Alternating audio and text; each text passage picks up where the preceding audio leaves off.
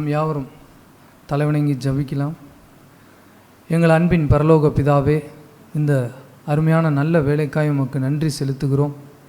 Eden தோட்டத்தில் பகலின் குளிர்ச்சியான வேளையில் தேவனோடு உறவாடின அந்த ஆதாம் ஏவாளை போல கர்த்தாவே, இந்த வேளையில் உம்மோடு கூட உறவாடிவிடும் உம்முடைய வார்த்தையை கேட்டு நாங்கள் எங்களுடைய கிறிஸ்தவ ஜீவியத்தில் ஊன்ற கட்டப்படவும் நீர் பாராட்டி வருகிற எல்லா அனுக்கிரகங்களுக்காகவும் நன்றி செலுத்துகிறோம். ஆண்டவரே, ஒரு குழந்தை ஒவ்வொரு நாளும் தன் தகப்பனுடைய முகத்தை பார்த்து வளருவது போல ஆண்டவரே, ஒவ்வொரு நாளும் உம்முடைய முகத்தை பார்த்து வளரத்தக்கதாய் சபையில் நீர் தருகிற எல்லா சத்தியங்களுக்காகவும் எல்லா விதமான கிருபையின் வார்த்தைகளுக்காகவும் நன்றி செலுத்துகிறோம். ஆண்டவரே, உம்முடைய முன் மாதிரியை ஆண்டவரே நாங்கள் பின்பற்றி உம்முடைய அடிச்சுவடுகளிலேயே பின்பற்றி வந்து ஆண்டவரே, ஜீவனுள்ள தேசத்தில் நாங்களும் குடியிருக்கோம். ஆண்டவரே, உம்மோடு கூட என்றென்றும் ஐக்கியமாக இருந்து வாழ எங்களுக்கு உதவி செய்தருள்வீராக. இந்த ஜெப வேலையும் உம்முடைய கரத்தில் ஒப்பு கொடுக்குறோம். எங்களுடைய ஒவ்வொரு ஆவிக்குரிய ஜீவியத்தின் காரியங்களையும் நீர் அறிந்திருக்கிறீர். ஏற்ற வார்த்தைகளை தருவீராக, ஏற்றபடி எங்களை ஊன்ற கட்டுவீராக. ஆண்டவரே, எழும்பி பிரகாசிக்க நீர் எங்களுக்கு இரக்கம் செய்வீராக. எல்லா துதிகன மகிமையும் உமக்கே செலுத்துகிறோம். இயேசுவின் மூலம் வேண்டுகிறோம் பிதாவே, ஆமென். அல்லேலூயா. இந்த நாளிலும் கர்த்தர் ஒவ்வொருவரையும் விசாரித்து கருத்தாய் நம்மளை நடத்தி வருகிற ஒரு அருமையான சொந்தக்காரர் அவர். அதுபோல் இன்றைக்கி அநேக சொந்தங்கள் நமக்கு இருந்தாலும் அவரை சொந்தமாய் கொண்டிருக்கிற ஜனம் பாக்கியம் உள்ளதுன்னு சொல்கிறது போல் யாதொருவரையும் அவர் கைவிடாமல் அவருக்கு முன்பாக உண்மையும் உத்தமமாக இருக்கிற ஒவ்வொருவரையும் ஒரு சொந்தக்காரர் எப்படி விசாரிக்கிறது போல் விசாரித்து நடத்துகிற கர்த்தர் நம்மகிட்ட இருக்கிற எல்லா காரியங்களையும் காட்டிலும் அவர் ஒருத்தர் நம்மளோடு கூட இருக்கிற அந்த மகா பெரிய பலனுக்காகவும் அவரோடு கூட நம்ம வாழ்கிற வாழ்க்கையின் இந்த பாக்கியத்திற்காகவும் ஒரு என்னாலும் துதித்து கொண்டே இருக்கலாம். அது மாத்திரம் இல்லை, அநேக வேளைகளில் சோதனைகள் போராட்டங்கள்லாம் வரும்போது எந்த ஒரு சூழ்நிலையிலும் நம்ம விட்டு விலகி போகாதவர். அவர் நம்முடைய குறைகளை சுட்டி காட்டி நம்மளை தேற்றி என்ன நம்மளுக்கு செய்யணுன்றதை விசாரித்து செய்கிற கர்த்தராக இருக்கிறார். அவரை நம்ம சொந்தமாக கொண்டிருக்கிறனால அவருக்கு துதியும் கணத்தையும் நம்ம எல்லாரும் செலுத்தலாம். இன்றைய நாளும் கூட பாடல் எண் 9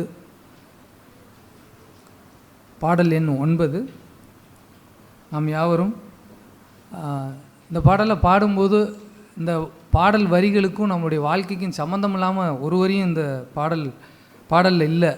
ஏன்னா இந்த பாடலில் வருகிற ஒவ்வொரு வார்த்தைகளும் நம்மளுடைய வாழ்க்கையில் இசைந்து தான் அது இருக்குது, விலகி போகலை. ஏதோ ஒரு காரியத்தை நானாக எடுத்து சொல்லாதபடிக்கு, நம்மளாக எடுத்து பார்க்காதபடிக்கு நம்ம வாழ்க்கையில் அவர் செய்திருக்கிற அந்த மகத்துவமான காரியங்களை தான் அந்த பாடல் வரிகளில் பார்க்குறோம். அதனால் கர்த்தர் தாமே இந்த வார்த்தையில் நம்மளுக்கு கொடுத்துருக்கிறாரு. இதை பாடும்போது நம்மளுடைய ஜீவனோடு கூட கலந்து நம்மளுடைய வாழ்க்கையில் அவர் செஞ்சுருக்கிற நன்மைகளை யோசித்து பார்த்து அதோடு கூட இசைந்து பாடும்போது தான் அந்த ஜீவன் கிடைக்கும்.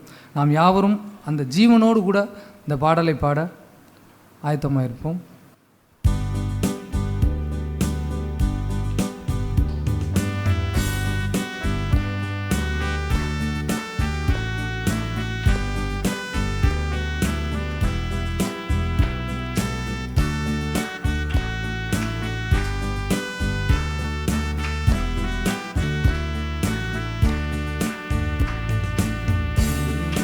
மகிழ்வோம், தினமாக மகிழ்வோம், இயேசுராஜனம் சொந்தமாயினார்.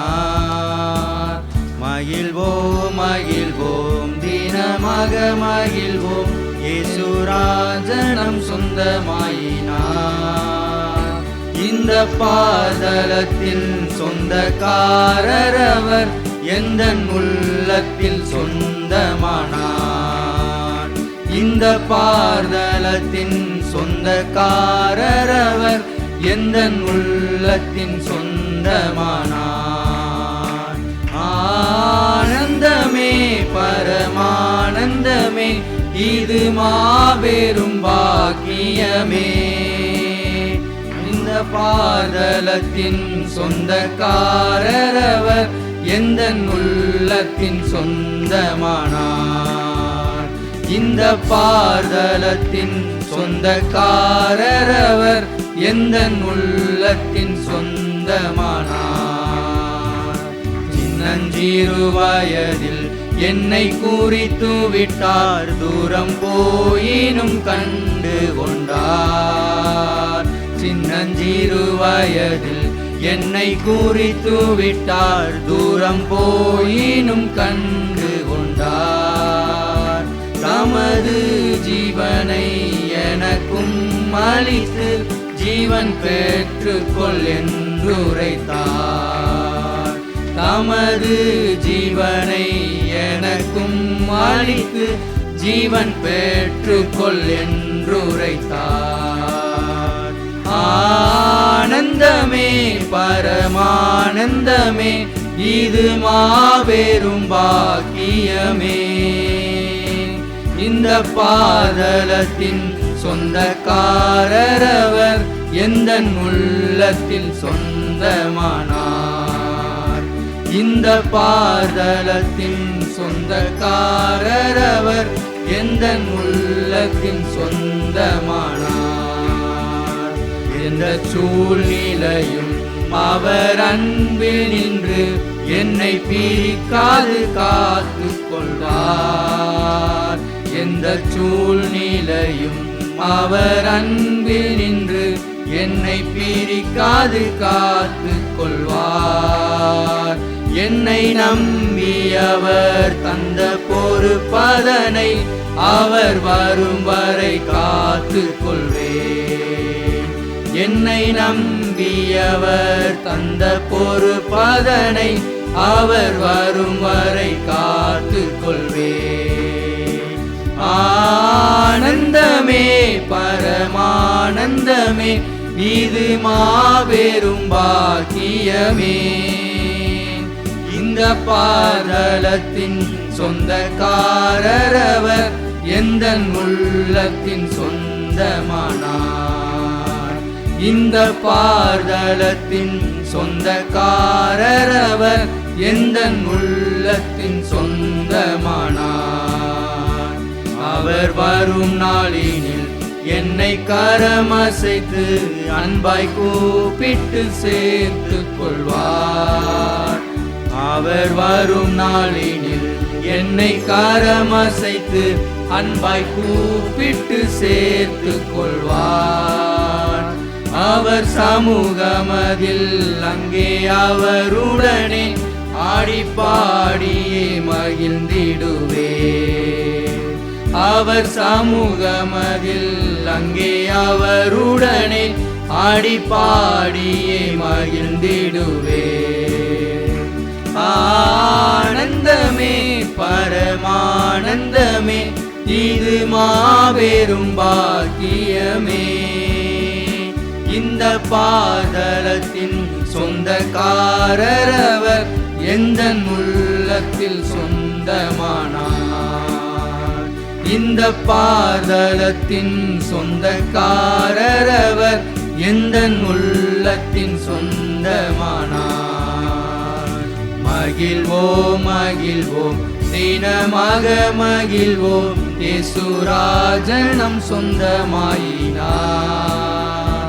இந்த பாதலத்தின் சொந்தக்காரரவர் எந்தன் உள்ளத்தில் சொந்தமானார்.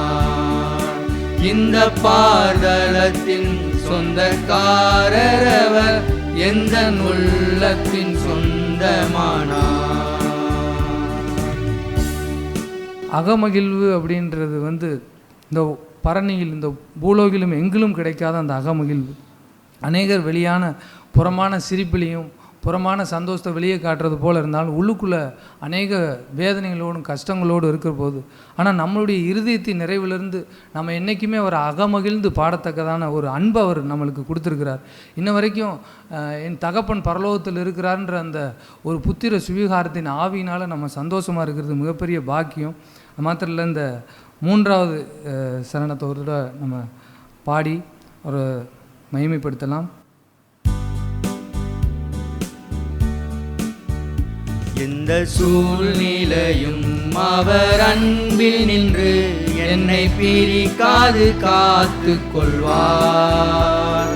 எந்த சூழ்நிலையும் அவர் அன்பில் நின்று என்னை பிரிக்காது காத்து கொள்வார். என்னை நம்பியவர் தந்த பொறுப்பதனை அவர் வரும் வரை காத்து கொள்வேன். என்னை நம்பியவர் தந்த பொறுப்பதனை அவர் வரும் வரை காத்து கொள்வேன். ஆனந்தமே பரமானந்தமே இது மாபெரும் பாக்கியமே. ஆனந்தமே பரமானந்தமே இது மாபெரும் பாக்கியமே. இந்த பாதளத்தின் சொந்தக்காரர் அவர் எந்தன் உள்ளத்தின் சொந்தமானார். இந்த பாதளத்தின் சொந்தக்காரர் அவர் எந்தன் உள்ளத்தின் சொந்தமானார். மகிழ்வோம் மகிழ்வோம் தினமாக மகிழ்வோம் இயேசுராஜன் நம் சொந்தமாயினார். மகிழ்வோம் மகிழ்வோம் தினமாக மகிழ்வோம் இயேசுராஜன் நம் சொந்தமாயினார். இந்த பாதளத்தின் சொந்தக்காரர் அவர் எந்தன் உள்ளத்தின் சொந்தமானார். இந்த பாதளத்தின் சொந்தக்காரர் அவர் எந்தன் உள்ளத்தில் சொந்தமானார். அல்லேலூயா. அல்லேலூயா. ஆராதனை என்பது ஒரு நம்முடைய முழு இருதயத்தோடும் முழு ஆத்மாவோடும் முழு மனதோடும் முழு பலனோடும் அவரை அன்பு கூறுவதுதான். மரியாள் இயேசுவின் பாதத்திலே விழுந்து தொழுது கொண்டது. அவளுடைய அந்த பாதத்திலே அவள் கண்ணீர் வடித்தது, நலதத்தை பாதத்தில் பூசியதெல்லாம் ஜாய், அவள் என்னை அதிகமாக என்னை அன்பு கூர்ந்தாள் என்பதுதான். அதுபோன்ற ஒரு இந்த லவ், அந்த சிநேகத்தை ஒரு சபை அது பாதுகாத்து நடக்க வேண்டும். எபேசு சபை 7 சபைகள் இருந்தன. 2 சபை தனித்தனி குத்துவிளக்களை இந்த சபை 2 சபை ஆண்டவர் அந்த பிலதெல்பியா சிபர்னா சபை வாழ்த்தினார். அவர்கள் எந்த துன்பத்திலேயும் அவர்கள் உத்துவமாக இருந்தார்கள். That's correct. ஆனால் மீதியுள்ள 5 சபையிலே God loved that எபேசு சபை அதிகமாக அன்பு கூர்ந்தார். அது ஏன் தெரியுமா? It's wonderful thing. அவர் சொன்னார், you lost your first love, உன்னுடைய முதல் அன்பை இழந்து விட்டாய் என்று அவர் விசாரிக்கிறார். அப்படித்தான் சபையும் விசாரிக்கப்பட வேண்டும். Where is your first love, உன்னுடைய முதல் அன்பு எங்கே வைத்திருக்கிறாய்? அவர் ஆண்டவர் ஓமையிலே சொல்லும்போது அவர் சொல்லுவார், ஒருவன் நான் முந்தி போய் செய்துவிட்டு என் காரியங்களை எல்லாம் செய்து முடித்துவிட்டு பின்பு நான் உம்முடைய பங்குக்கு வருகிறேன் என்று சொல்வதைத்தான் the first love. He lost that first love. முதல் அன்பை இழந்தான். அவனுடைய இருதயத்தில் ஏதோ ஒரு கொஞ்சம் பிரித்து முழு இறுதி என்பதற்கு பதிலாய் கொஞ்சம் அதை பிரித்து உலக காரியங்கள் என்று முதன்மை வைத்து கொண்டான். That is a danger. அது அபாயம். நீங்கள் பிதாவை எங்கும் தொழுது கொள்கின்ற காலம் என்பது அதுதான். இன்று ஆராதனைக்கு எங்கும் தொழுகின்ற இந்த காலத்திற்கு பஞ்சம், அங்கே ஒரு பெரிய சேதம் உண்டாகிவிட்டது. என்ன சேதம் என்றால், they lost their first love for God. அந்த முதல் அன்பை இழந்தார். ஒரு மனைவியை அன்பு கூறுகிறவன் அவன் முன்பு அன்பு கூர்ந்ததை விட இன்னும் அதிகம் அன்பு கூற வேண்டுமே அல்லாமல் he is not lose their first love. முதல் அன்பை இழந்து விடக்கூடாது. சகோதர சிநேகம் நிலைத்திருக்க கடவுள் என்று சொன்னால் he is not lose their first love. தன் முதல் அன்பை இழந்து விடக்கூடாது. the love for God, தேவனுடைய அன்பு என்று சொல்வது ஆராதனை. அதுபோன்று சபை ஆராதனையிலே உயர்ந்திருக்க வேண்டும். அந்த இடத்தை வெறும் பாட்டும் தாளமும் மியூசிக் என்று நிறைத்து விடக்கூடாது. அங்கே இருக்கிற மக்கள் அனைவரும் we have the first love of God, அந்த முதல் அன்பை வைத்திருக்கிறோம். முன்பு என்று உலகத்திற்கு அல்ல, உலகத்தினுடைய ஐஸ்வர்யத்தின் மயக்கம் அல்லது உலகத்தினுடைய கவலைகள் நெருக்கங்கள் என்றெல்லாம் வருகின்ற நேரத்தில் அதிலே போய் தங்கள் மனதை ஊற்றி விடுவது, கலங்கி போய் நிற்பது, மண்ணுக்குரிய காரியத்தை உள்ளே அனுமதிப்பது, இந்த ஃபர்ஸ்ட் லவ் இஸ் டேமேஜ். அந்த முதல் அன்பு டேமேஜ் ஆகி போய்விடுகிறது. தே cannot worship God. தேவனை அவர்கள் ஆராதனை செய்ய இயலாது. எஸ், வி கேதர், நாம் தனித்தனியாக நாம் அப்படி இருந்திருக்க வேண்டும். நாம் சேர்ந்து வந்தும் அவரை ஆராதிக்கும் பொழுது எங்கே நாமத்தினாலே 2 அல்லது 3 பேர் அவருடைய நாமத்தினாலே அவருடைய நாமத்தின் மகிமைக்காக கூடி வரும் பொழுது they should preserve their first love. அந்த முதல் அன்பை பாதுகாத்திருக்க வேண்டும். சபை அப்படி பாதுகாத்திருக்க வேண்டும். சபை அப்படி மக்களை விசாரித்திருக்க வேண்டும். Don't lose your first love for God. தேனு வைத்திருக்கிற முதல் அன்பை இழந்து விடாது என்று சொல்ல வேண்டும். That is the worship. அதுதான் ஆராதனை. உலகத்திற்கு நீங்கள் உங்களை விட்டு போட்டு வாழ்ந்து விட்டு ஒரு ஞாயிற்றுக்கிழமை வந்து ஆடி பாடி மகிழ்ந்து விட்டால் அதிலே ஆண்டவர் மாய அன்பு என்று சொல்வார். மாய அன்பு, அதிலே மாயம் இருக்கிறது. அவன் ஏமாற்றுகிறான், அவனுடைய ஆராதனையில் உண்மை இல்லை. ஆகவே ஐ லவ் தட் எபேசிய சபையை நான் நேசிக்கிறேன். ஏனென்றால் ஹி கம்ஸ் தேர், அங்கே வருகிறார், ஒன்று குறைந்தால் அவரை விசாரிப்பார், எங்கே என்னுடைய முதல் அன்பு என்று கேட்பார். சும்மா ஆராதனை செய்து வந்திருக்கிறாய், முதல் அன்பு எங்கே வைத்திருக்கிறாய்? உன்னுடைய பிஸ்னஸ், உன்னுடைய வேலை, உன்னுடைய உறவினர்கள், உன்னுடைய இன பந்துக்கள், உன்னுடைய நண்பர்கள் குலாம் என்றெல்லாம் இருக்கக்கூடிய உலகத்தினுடைய சிநேகத்தை வைத்துவிட்டு ஆராதனை என்று சொல்வதை ஆண்டவர் ஏற்றுக்கொள்வதில்லை. அவனுடைய இருதயத்தை திறந்து, ஓ கர்த்தாவே, எங்கள் முதல் அன்பை உமக்கே காணிக்கையாய் நாங்கள் படைக்கிறோம். தேவரீனுடைய சமூகம் இங்கே இருக்கிறதை காணுகிறோம். உம்முடைய பாதத்தை முத்தம் செய்கிறோம், கண்ணீர் வெடிக்கிறோம். உண்மை அதிகமாக நான் அன்பு கூற விரும்புகிறோம். We want to love you more and more. அவர் ஆங்கில போல் அப்படி சொல்லும், I love you more and more. அதிகமாக அன்பு கூறக்கூடிய ஒரு பாக்கியம் தானையா கிறிஸ்தவ வாழ்க்கை. அதை இழந்துவிட்டு நீ உலக மயக்கத்திற்கும், நீங்கள் உலகத்துடைய கஷ்டங்களுக்கும் கவலைகளுக்கும் உங்களை இழந்து போட்டு தெய்வ அன்பை இழப்பது என்பது பெரிய சோகம். அதை சபையிலே நாம் வைத்துவிடக்கூடாது. நாம் எல்லோரும் உற்சாகமாக எழுந்து நின்று அவரை, அந்த முதல் அன்புக்குரிய அந்த நாதரை, கர்த்தாவே உடைய முதல் அன்பிற்கு என்னை ஒப்படைக்கிறேன் என்று சொல்லி ஆர்ப்பரித்து எல்லோரும் சேர்ந்து நாம் ஆண்டவரை ஸ்தோத்திரிக்க கடவோம்.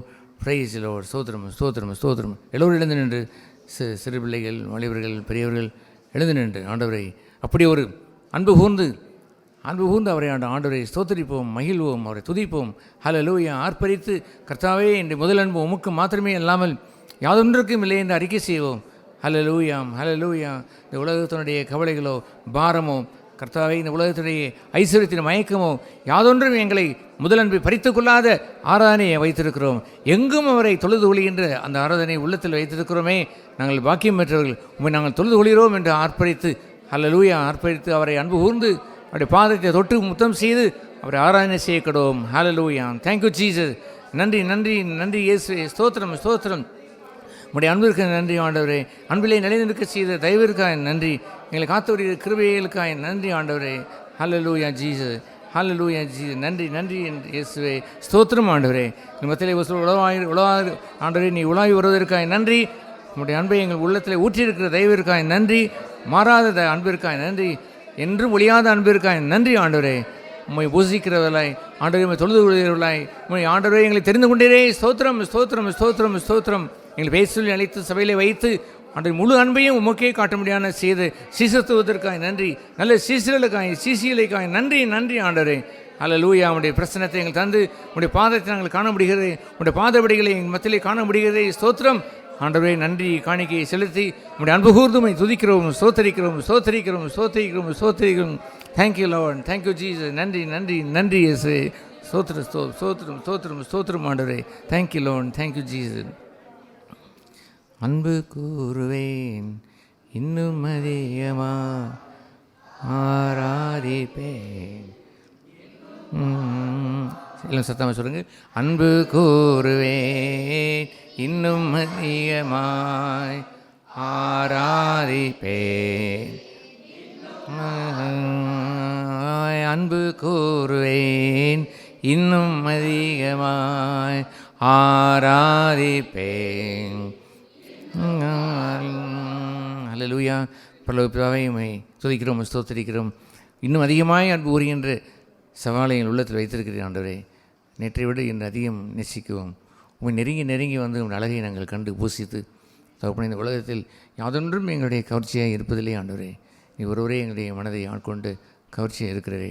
இந்த உலகத்தில் மண்ணுக்குரிய யாதொன்றும் பொண்ணோ பொருளோ புகழோ பணமோ ஒன்றும் எங்களுடைய எஜமானாய் வந்து எங்களை ஆளுகை செய்வதில்லையே. உங்களுடைய அழகால் எங்களை கவர்ந்து எங்களை ஈர்த்து கொண்டவரே, பூரண சௌந்தரியரே, உண்மை நன்றி செலுத்திடுவோம். உங்களுடைய அழகிலே பழுதொன்றும் இல்லை கர்த்தாவே. உண்மை போலவே மனவாட்டியான சபையாக எங்களை கரைதரை இல்லாமல், ஒரு புள்ளி கூட இல்லாமல், சுருக்கம் கூட இல்லாமல் புதுமண ஆண்டவரே, அவர் மனவாட்டியாக எங்களை உருவாக்கி வருகின்ற அன்புக்குரிய மனவாட்டியாக எங்களை உருவாக்கி வர தயவிற்காய் ஸ்தோத்திரம் ஸ்தோத்திரம் ஸ்தோத்திரம் ஸ்தோத்திரம். முழுமையாக நேசிக்கிற சபைக்காய் ஸ்தோத்திரம். உடைய மக்களுக்காய் ஸ்தோத்திரம். நல்ல சீசத்துவத்தை அவர் பின்பற்றி தன் தகப்பனையும் தாயை மனைவியோ பிள்ளைகளையோ சகோதரனையோ சகோதரியை யாதொன்றையும் மேன்மையாக இல்லாமல் கர்த்தாவே உம்மை ஒருவரே அன்பு கூர்ந்து எவரையும் உம்மை நேசிக்கிற அன்பிற்கிணையாய் ஒன்றுமில்லை என்பதை அறிந்து உம்மை தொழுது கொள்கின்ற நல்ல சீசர்களுக்காய் சகோதரிகளுக்காய் நன்றி ஆண்டவரே. நாங்கள் நிலைத்திருந்து அன்பு கூர்ந்து உண்மை ஆராதித்து கர்த்தாவே பரலோகத்திலும் அந்த ஆராதனையில் நாங்கள் கலந்து கொள்ள முடியான பாக்கியத்தை எங்களுக்கு உருவாக்கி வந்திருக்கிறதே. ஸ்தோத்திரம் ஆண்டவரே.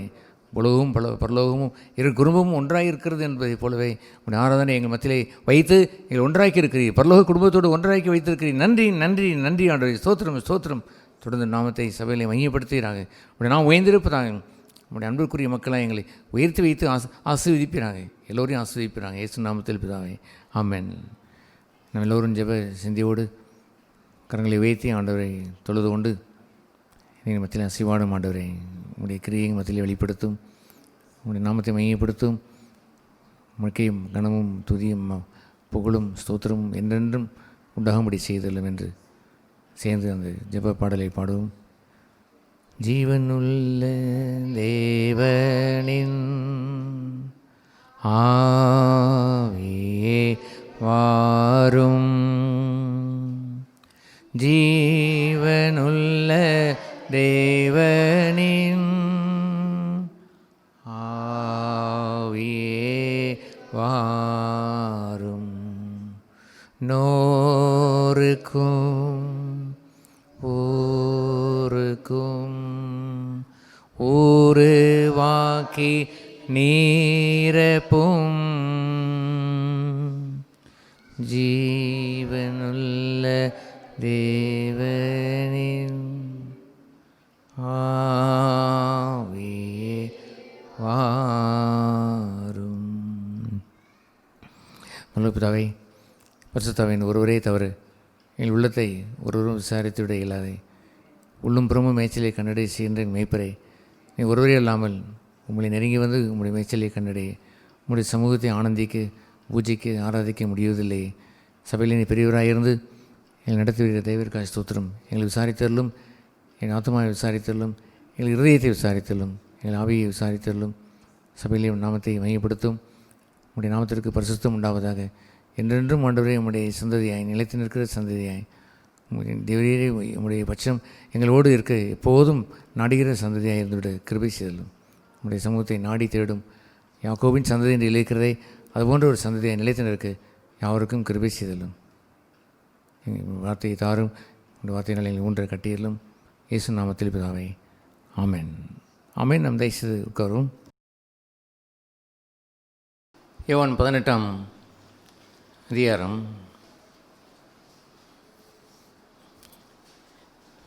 இங்கே தியானிக்க வேண்டிய அநேக முக்கியமான சத்தியங்கள் இருந்தாலும் இக்காலத்துக்குரிய ஒரு முக்கியமான சத்தியம் என்னவென்று சொன்னால், அந்த 18ஆம் அதிகாரத்திலே இயேசு கூறின அந்த 37வது அந்த வசனம், அவரை பற்றியும் அவர் கூறியதை பற்றியும் வாசிக்கிறோம். அப்பொழுது 37வது வசனத்திலே அப்பொழுது பிலாத்து அவரை நோக்கி, அப்படியானால் நீர் ராஜாவோ என்று கேட்டான். இயேசு பிரதித்திரமாக, நீர் சொல்லுகிறபடி நான் ராஜாதான். சத்தியத்தை குறித்து நான் சாட்சி கொடுக்கிறேன். சத்தியத்தை குறித்து சாட்சி கொடுக்க நான் வந்தேன் என்று கூறினார். நான் பிறந்தேன் என்று கூறுவார். ஆகவே தொடர்ந்து அவர் கூறும்போது, இதற்காகவே இந்த உலகத்திற்குள் நான் வந்தேன். இந்த உலகத்திற்கு அவர் சொல்வார். அதை சத்தியத்தை குறித்து அவர் கூறும்பொழுது, சத்தியவான் எவனும் என் சத்தம் கேட்கிறான் என்று கூறினார். சத்தியவான் எவனும் என் சத்தம் கேட்கிறான். அதுபோன்ற ஒரு ட்ரையல் கோர்ட், ஒரு குற்றவாளி குண்டிலே வைத்து இயேசுவை அவன் விசாரித்த பொழுது, ஒரு குற்றவாளி குண்டிலே இருப்பதெல்லாம் பொய் மாத்திரமே எப்போதும் இருக்கும்.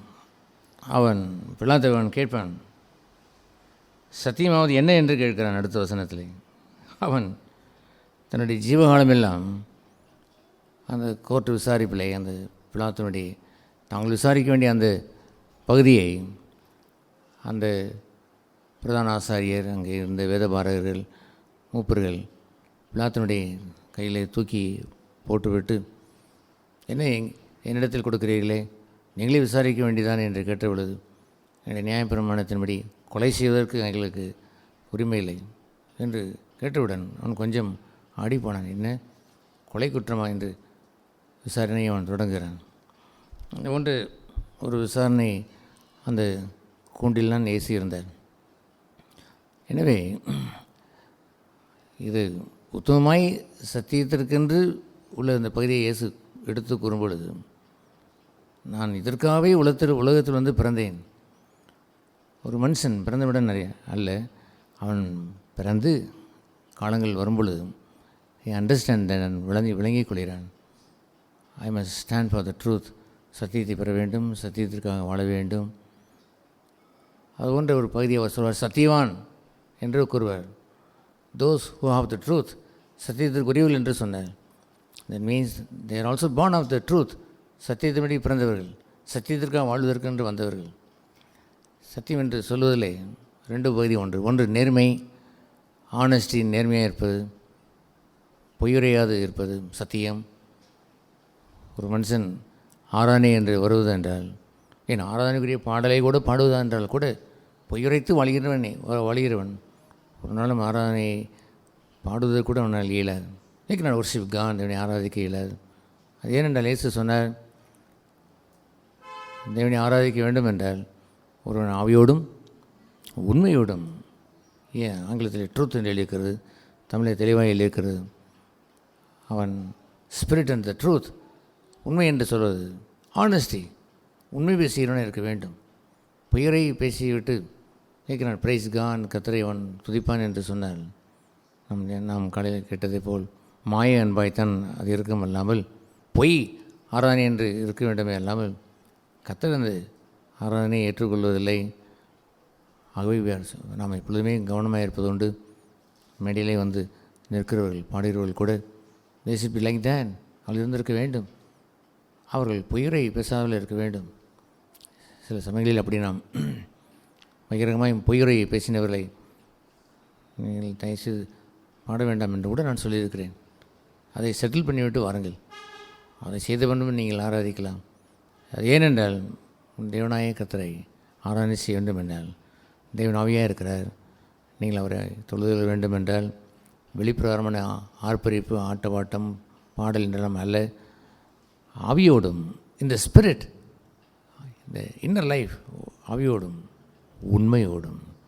That is all the truth. அதற்கு பெயரும் சத்தியம்தான். இயேசு சொல்லும்போது சொல்லுவார், ஐ எம் த ட்ரூத், நான் சத்தியம் என்று சொல்லும்பொழுது அந்த ரெண்டு பங்குமே இருக்கிறது. இந்த முதல் பங்கு என்னவென்றால் ஸ்பீக்கிங் த ட்ரூத், உண்மை பேசுவது, பொய்யரே இருப்பதில்லை. தன் சீசலுக்கு அவர் வலியுறுத்தின அந்த மலை பிரசங்கத்தில் உள்ள முக்கிய பகுதி என்னவென்று சொன்னால், உள்ளதை உள்ளதென்று சொல்லுங்கள், இல்லதை இல்லதென்று சொல்லுங்கள். அதற்கு மிஞ்சினது தீமை என்று அவர் சொன்னார். பொய் சொல்லாதல் என்று சொல்வதை அதை டிஃபைன் பண்ணி விபச்சாரம் இருப்பீர்களாக என்று கூறுவதை அவர் அந்த விபச்சாரம் என்ற பகுதியை விட உங்களுடைய இருதயத்தில் விபச்சாரம் செய்தாயிற்று என்று அவர் சொன்னாரே, அதுபோல் நான் பொய் சொல்லுவதில்லை என்று சொல்லுவதை ஒரு மனுஷன் அவன் சரியாய் அதை இனம் அறிய வேண்டும் என்பதற்காக உள்ளதை உள்ளதென்று சொல்லுங்கள், இல்லதை இல்லதென்றும் சொல்லுங்கள். அல்லேலூயா. அதுபோன்று உண்மை சபையிலே இருக்க வேண்டுமாம். எஸ், அனனியாவும் சப்பீராலும் they told lie before the Holy Spirit, பசுத்தாய் விரோதமாயும் பொய் சொன்னார்கள். இதுதான் உன் அர்ப்பணமா என்று கேட்டபோது எஸ் நாங்கள் முழு இருதயமாக இருக்கிறோம், அர்ப்பணித்து விட்டோம் என்று அனனியா பொய் சொன்னான். அந்த இடத்திலே மரித்து போனான். தேவ சன்னிதானத்திலே வந்து பொய் சொல்கிறான். தேவனுடைய சபையிலே பொய் சொல்கிறான், மரித்தான். பின் மனைவி வருகிறாள். அவளாவது உண்மையை பேசியிருந்தால் பிழைத்திருப்பாள். அவளிடத்திலே அனனியா போலவே சப்பீராளத்திலும் கேள்வி கேட்கப்படுகிறது. இவ்வளவுதானா நீ படைப்பது முழுமையும் தானா என்று கேட்டபோது ஏன் அப்படி தான் முழுமையாக நாங்கள் அர்ப்பணித்து வாழ்கிறோம் என்று சொன்ன உடனே பொய்யரை பேசுகிற அவன்தான் பொய் சொன்னான். பரிசுத்தவைக்கு முன்பாக பொய் சொன்னான். எனக்கு முன்பாக அல்ல, பரிசுத்தவைக்கு விரோதமாய் நீ பொய் சொன்னாய். அவனை தூக்கி சென்ற மரணம் இது உனக்கும் வந்துவிட்டது. அவள் உன்னை தூக்கி செல்வாள் என்று அவர் உரைத்து விட்டார். அன்றும் இன்றும் இயேசு மாறாதவர் தான். இன்றும் தி ஸ்பிரிச்சுவல் டெத் கம்ஸ். அவைக்குரிய மரணம் எங்கே வரும் என்று சொன்னால் those who ஸ்பீக் லைஸ். பகிரங்கமாய், அதுவும் தேவனுடைய சபையிலே பொய் சொல்கிறவர்கள். அது எந்த ரூபத்தில் இருந்தாலும் என்ன, எந்த ரூபத்தில் வந்து பொய்யுரை சொன்னாலும் என்ன, அதை கண்ணார கண்டு அதை கேட்ட பிறகும் கூட அதை பொய்யை தங்க வைப்பது அபாயம். That's be death for that பொய். அந்த பொய்க்கு மரணம் வேண்டும். சபையில் பொய் அகலப்பட வேண்டும். அனனியா சப்பீராளை அகற்ற வேண்டும் என்பது நாம் எண்ணுவதில்லை. அவர்கள் சாக வேண்டும் என எண்ணவில்லை. பொய் அங்கே திருந்த வேண்டும். பொய் அங்கே வாழக்கூடாது. பொய் அங்கே செத்துவிட வேண்டும். ஏனால் த ட்ரூத், அதுவும் சத்தியம், நானே வழியும் சத்தியம் என்பதில் அதிலும் அடங்கும். அதர் பாயிண்ட், இன்னொரு பகுதி என்னவென்றால் த வேர்ட் ஆஃப் காட், தேவனுடைய வார்த்தை சத்தியம் உள்ளது. சத்தியத்தை அறிவீர்கள், சத்தியம் உங்களை ஒரு விடுதலையாக்கும். நீங்கள் பொய்யை விட்டு உண்மை பேசுவீர்கள், உண்மையை விடுதலையாக்கும் என்பது அது it may be the beginning, but for the truth, சத்தியத்தை ஒன்றை படி வாழ்வதும், சத்தியத்தை இறுக பிடித்து வாழ்வதும், அதை நீங்கள் அறியும் பொழுது that will set you free. சத்தியம் உங்களை விடுதலையாக்கும். அதிகமாய் சத்தியம் கேட்டால் அதிகமாய் விடுதலை ஆவீர்கள். எவ்வளோ சத்தியத்தை நீ கேட்கிறீர்களோ அவ்வளோ அதிகமாக விடுதலை ஆவீர்கள். ஒரு கோழியோடு பறக்கத்தான் செய்யும். அது கொஞ்சம் சத்தியத்தை அறிந்து கொஞ்சம் பறக்கும். பின்பு புறாவோட பறக்கிறது, அதுவும் கொஞ்சம் தான் பறக்கும். இன்னும் கொஞ்சம் அதிகமாய் காக்காய் பறக்கும், அது கொஞ்சம் உயர பறக்கிறது. பின்பு ஒரு கல்லை பிறந்து ஒரு பருந்து என்று பறக்கிறதே, ஒரு ஈகிள், ஒரு அந்த கழுகு பறக்கிறதே, சோவரிங் உயர உயர பறக்கிறதே. எப்படியே பறக்கிறாய் என்று கேட்டால் சத்தியம் என்னை விடுதலையாக்கியது. நான் பார்ப்பதற்கு பெரிய பறவை போல் தோன்றினாலும் சத்தியத்திலே நான் என்னை விடுதலையாக்கி உயர உயர உயர பறக்கிறேன். உன்னதத்திற்கு நெருங்கி போயிடும். யார் என்றால் those stand for the truth. நான் உன்னதத்திற்கு போய்விடும். என் சிறு பிராயத்திலே அந்த நாட்களில் அவ்வளவு கழுகுகள் வரும்.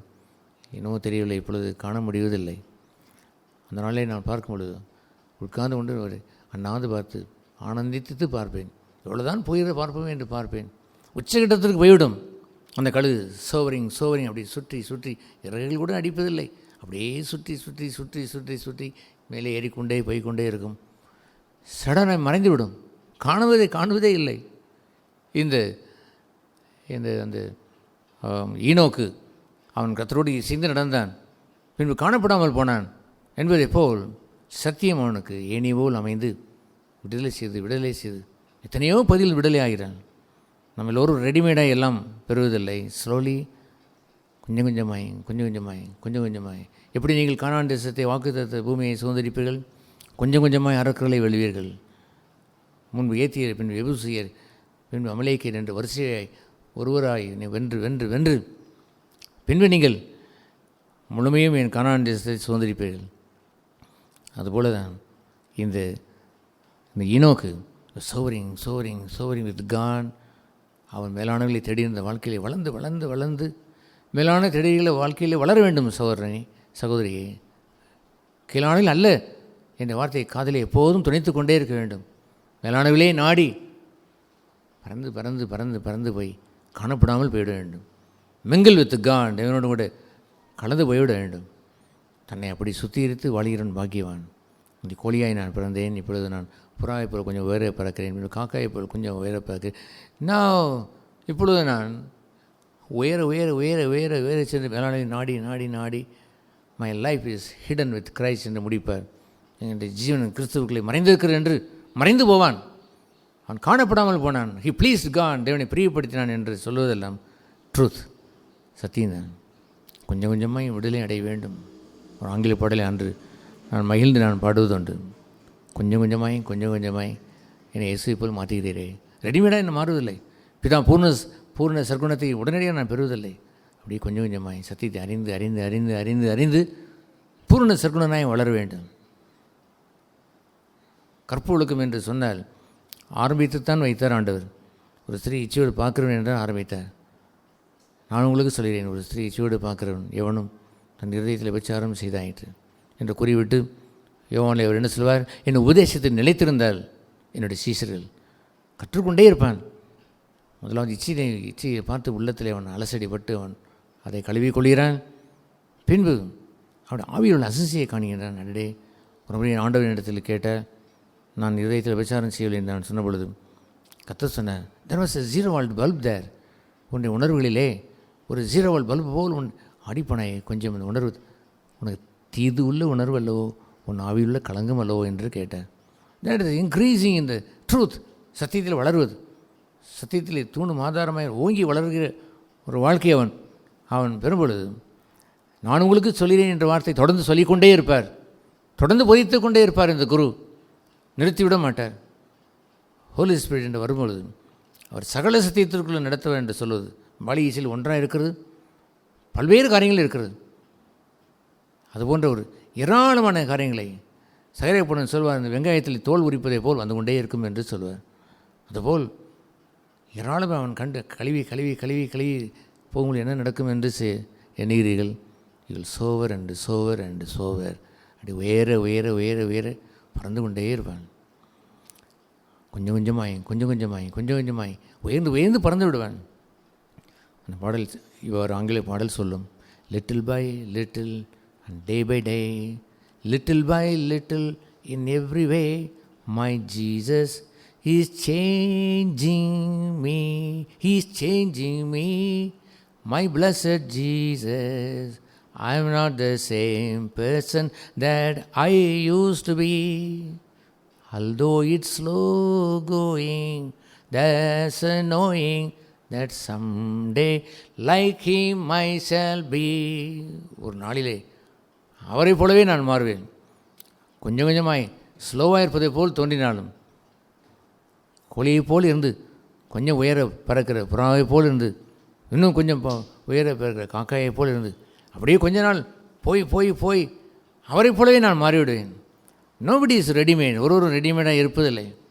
ஹார்ட்னஸ் ஹார்ட், இருதயத்தின் கடினம் என்று சொல்வது ரெடிமேடாய் மென்மையை மாறுவதில்லை. ஹி சாப்பிட்டு அதை மென்மைப்படுத்துகிறார். அதை மென்மைப்படுத்தி உடைத்து உடைத்து நொறுக்கி மென்மைப்படுத்துகிறார். ஒரு நாள் வரும், பிதாவை போலவே இறக்கும் உள்ளவனாய் மாற்றி விடுவார். ஆனால் little by little, day by day, அனுதினமும் கொஞ்சம் கொஞ்சமாய் நாளுக்கு நாள் புதிதாக வேண்டும். சகோதர சகோதரிகளை கேளுங்கள். Truth should set you free. உங்களை விடுதலை செய்திருக்க வேண்டும். நாளுக்கு நாள் புதிதாக்கப்பட்டிருந்திருக்க வேண்டும். சோவர் என்று உயர்ந்திருக்க வேண்டும். மேல் நோக்கி சென்றிருந்திருக்க வேண்டும். சேஞ்சிங், மாற்றம் நடந்திருக்க வேண்டும். உங்களுடைய மனம் புதிதாகிறதுனாலே மறுரூபப்படுங்கள் என்று ஒரு ரூபம் மாற வேண்டும்.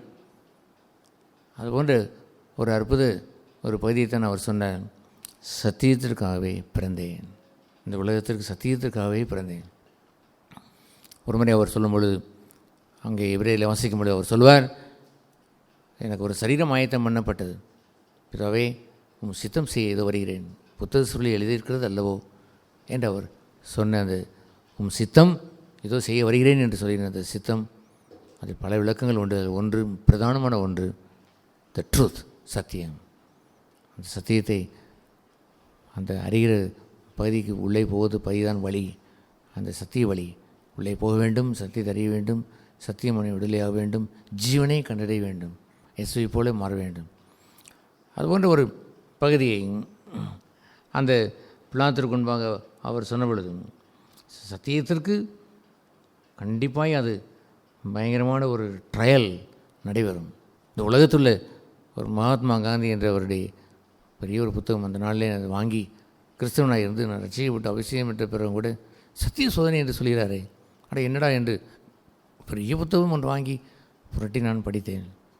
அவர் சொல்கின்ற சத்தியம் என்பதெல்லாம் ஒரு ஃப்ரீடம் ஃபைட்டர், அந்த சுதந்திரத்திற்குரிய பகுதியை எழுதி கொண்டிருக்கிறார். ஓகே, அது அவரை பொறுத்தவரையில் சரிதான். ஆனால் அதிலையுமே அவர் சொல்லுவார், இந்த தேசத்திற்காக பாடுபடுகிறவர்கள் கூட சத்திய சோதனை எனக்கு வந்தது, அதில் நான் எதிர்கொண்டு நின்றேன் என்று அவர் சொல்வார். ஒரு உலக மனிதன் அறிந்திருக்கிறான், சத்தியத்திற்கு சோதனை உண்டு என்று அவன் அறிவான். ஆண்டவர் சொன்னார், அவரை விசாரிக்கிற அந்த பிலாத்துவை பார்த்து சொல்வார், சத்தியத்திற்காக நான் வந்தேன், சத்தியத்திற்கு நான் சாட்சி கொடுத்து வாழ வேண்டும். நான் யார் என்றால் சத்தியத்துக்குரியவன், சத்தியத்தை விட்டு பிறலாதவன், சத்தியத்தை நேசிக்கிறவன் என்று நான் நிலைத்து நின்றிருக்க வேண்டும். ஆகவே அவர் சொன்னார், those who belong to the truth, Satyavan எவனும், those who belong to the truth, ஆங்கிலத்தில் தமிழில் அழகாக சொல்லியிருக்கிறது, சத்தியவான் எவனும். சோதரிலே we should be called Satyavan. இயேசுவை போலவே சத்தியத்திற்கென்றே நான் வந்தேன் வாழ்ந்தேன் என்று சொல்வதைப் போல் we must love the truth. சத்தியத்தை நேசித்து நாள்தோறும் வளர்ந்து வளர்ந்து வரும்பொழுது நமக்கு என்ன பேர் என்று தெரியுமா? சத்தியவான். சபையை அந்த அரசியலே ஒரு படிக்கும்பொழுது நான் கொஞ்சம் ஊன்றி நான் சில பேப்பரில் படிப்பேன். சத்தியமூர்த்தி பவன் அங்கே அவர்கள் கூடினார் என்று எழுதியிருக்கும். அது யாரை பேரை வைத்து கூறியிருந்திருக்கலாம், ஒரு தலைவரை வைத்து கூறியிருந்திருக்கலாம். நாமும் இப்பொழுது சத்தியமூர்த்தி என்பது ஆண்டவராகத்தான் இருக்க வேண்டும். இது ஒரு சத்தியமூர்த்தி சத்தியமான வாசம் செய்கின்ற ஸ்தலம் என்ற பெயராக இருந்திருக்க வேண்டும். சபையில் அப்படி ஒரு நாமம் மையப்பட்டிருக்க வேண்டும்.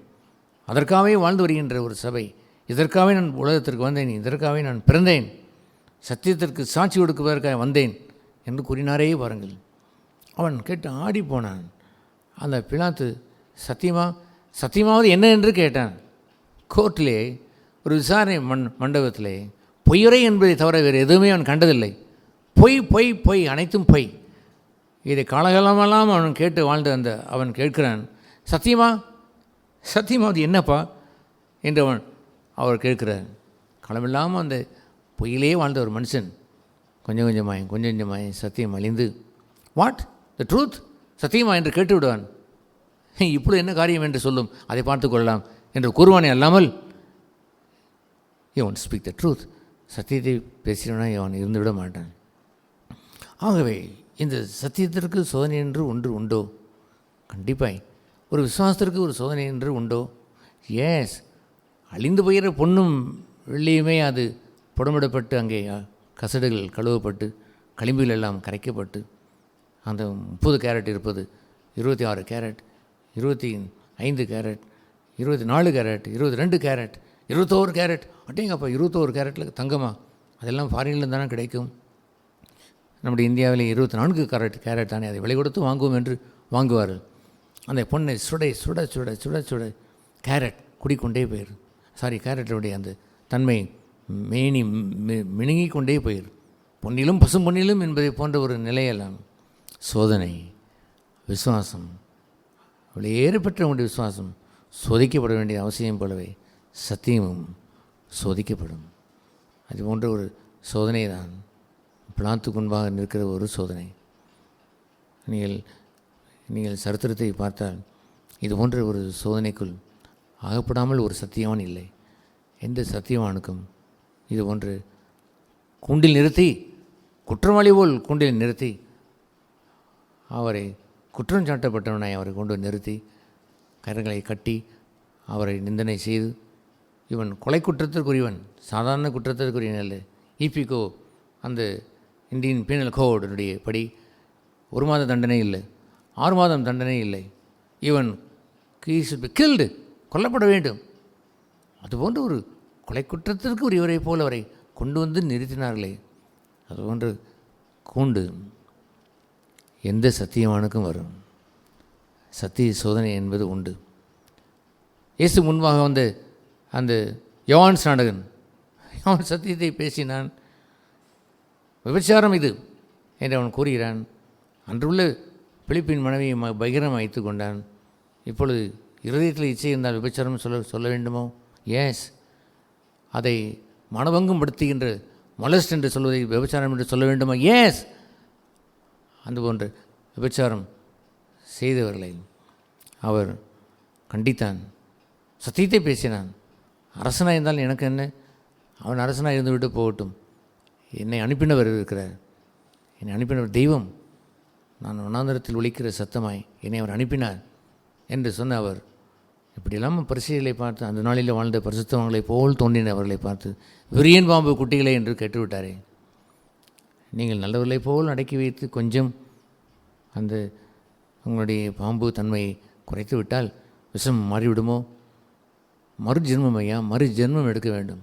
வேறொரு ஜென்மம் எடுத்து நீங்கள் தேவனுடைய பிள்ளைகளாய் மாற வேண்டும். கொஞ்சம் குறைத்து நல்லவனாய் மாறிவிட்டேன் என்று சொல்வதா? போங்கள், மனதில் கேட்ட கனிகளை கொடுங்கள் என்று அவர் அனுப்பி வைத்து விட்டார். சத்தியத்திற்கு சாட்சி உரைத்தார். ஆனால் வனாந்தரத்தில் ஒலித்த கர்த்தருடைய சத்தம் என்று சொன்னார். இஸ் வாய்ஸ், அவருடைய சத்தத்தை ஒருவராலும் அடக்க முடியவில்லை. அரசனே விட வந்தாலும் ஸ்போக் தேன், அந்த வாய்ஸ் ஒலித்தது, அந்த குரல் ஒலித்து விபச்சாரம் செய்கிறாய் என்று சொன்ன பொழுது தூக்கி போட்டு விட்டான். அது சத்தியத்துக்குரிய அந்த மனுஷனை ஜெயிலில் போட்டு விட்டான். பனிஷ் தேர். அங்கே அவன் தண்டிக்கப்படுகிறான். குற்றவாளியாக இவன் எண்ணப்பட்டான். அவனை விசாரித்து கூண்டில் அடைக்கப்பட்டு பொதுமக்கள் மத்தியிலே இவன் என்ன சொன்னானோ நமக்கு தெரியவில்லை. யாராவது சொல்லியிருப்பான் இவன் மோசமானவன், இவன் அதை செய்தான் இதை செய்தான் என்று. இந்த வேதபாரர்களும் பரிசேயர்களும் சொல்வதைப் போல், நீங்கள் என்னை கல்லனை போல் பிடித்தீர்கள் அல்லவோ. அவர் கல்லறையில் ஒருவராய் எண்ணப்பட்டார்.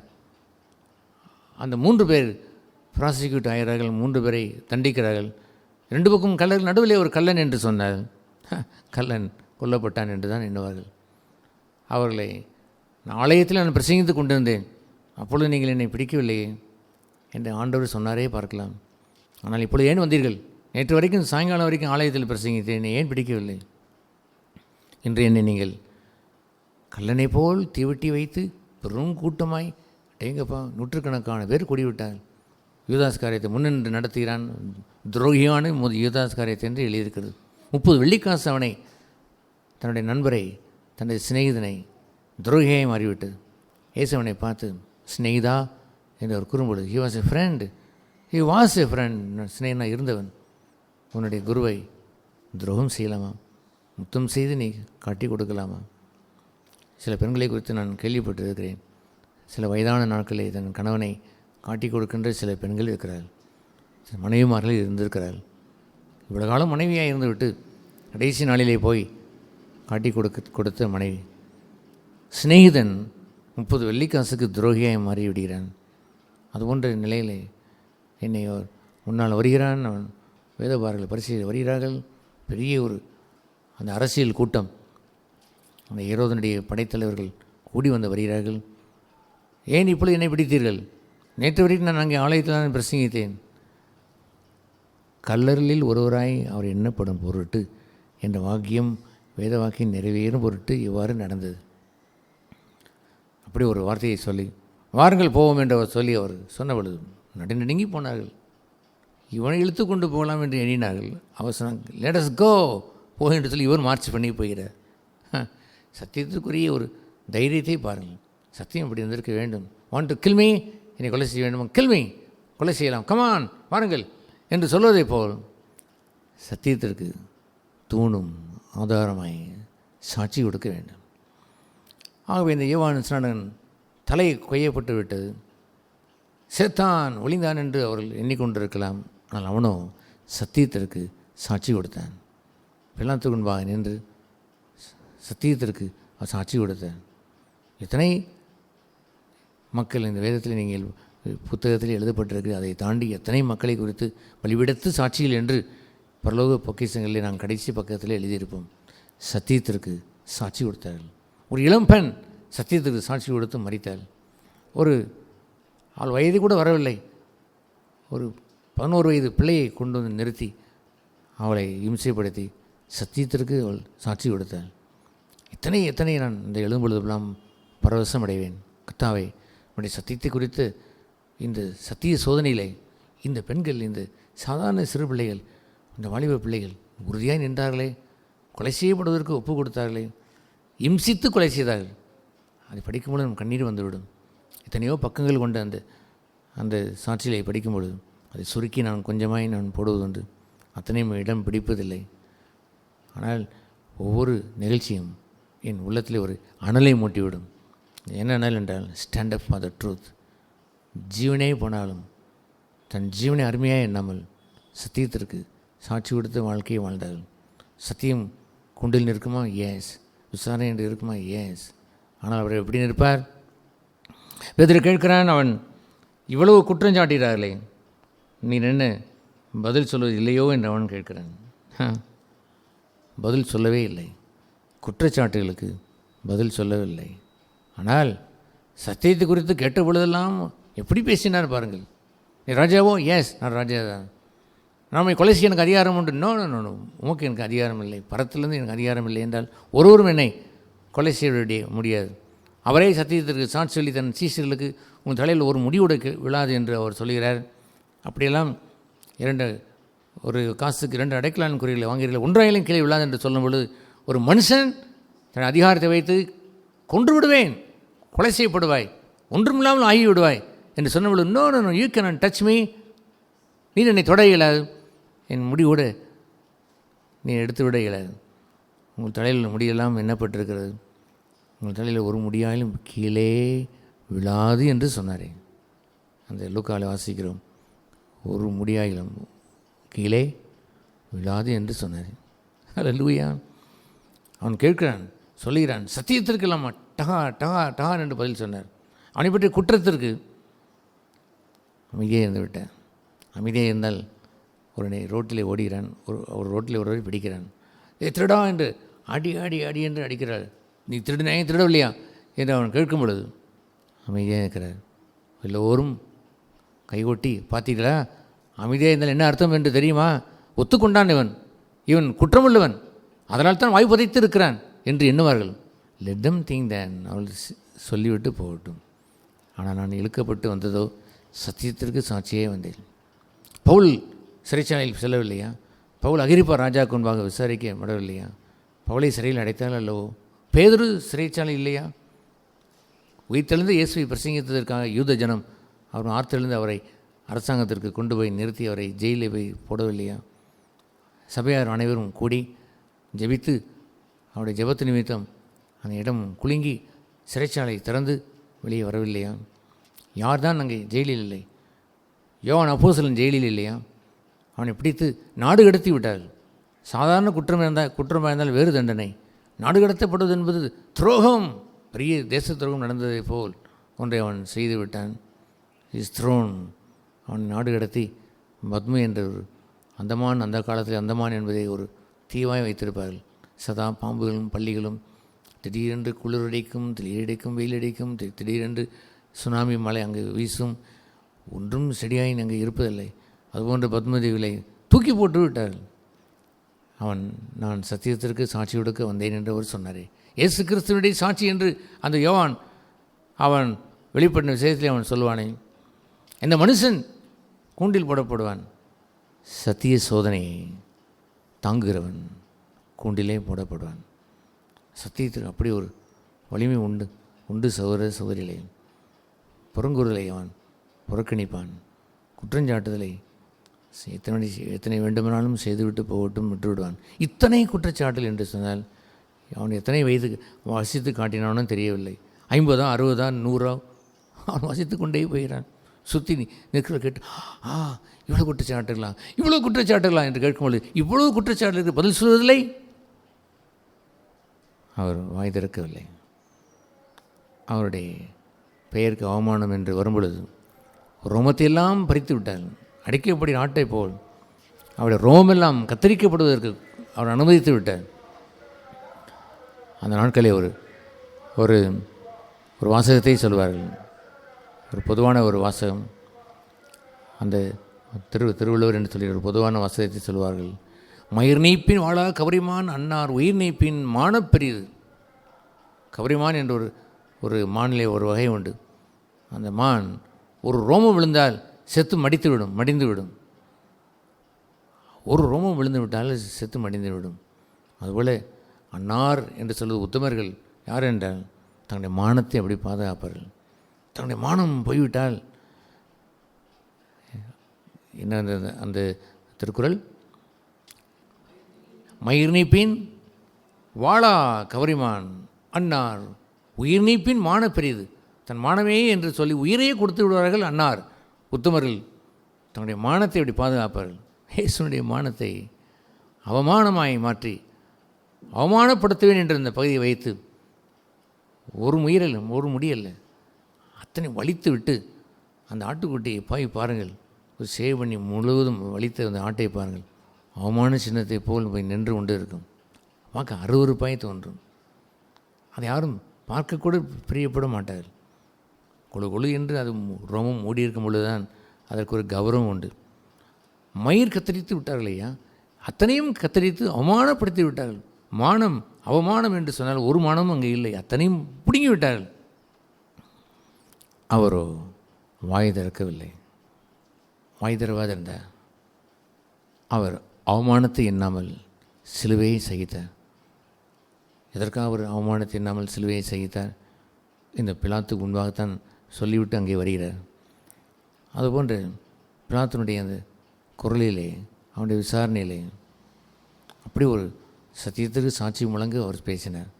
என் ராஜ்யம் இந்த உலகத்திற்கு உரியதல்ல, ராஜாதான், ஆனால் இந்த மண்ணுக்குரிய ராஜா இல்லை, இந்த பொண்ணுக்கு பொன்னையும் பொருளையும் மண்ணை நாடி வந்த ராஜா இல்லை, ராஜாதான், ஆனாலும் நான் பரத்திற்கு ராஜா என்றவன் அவர் கூறும்பொழுது அங்கே நின்று நாம் அங்கே வாசிக்கிறோம்.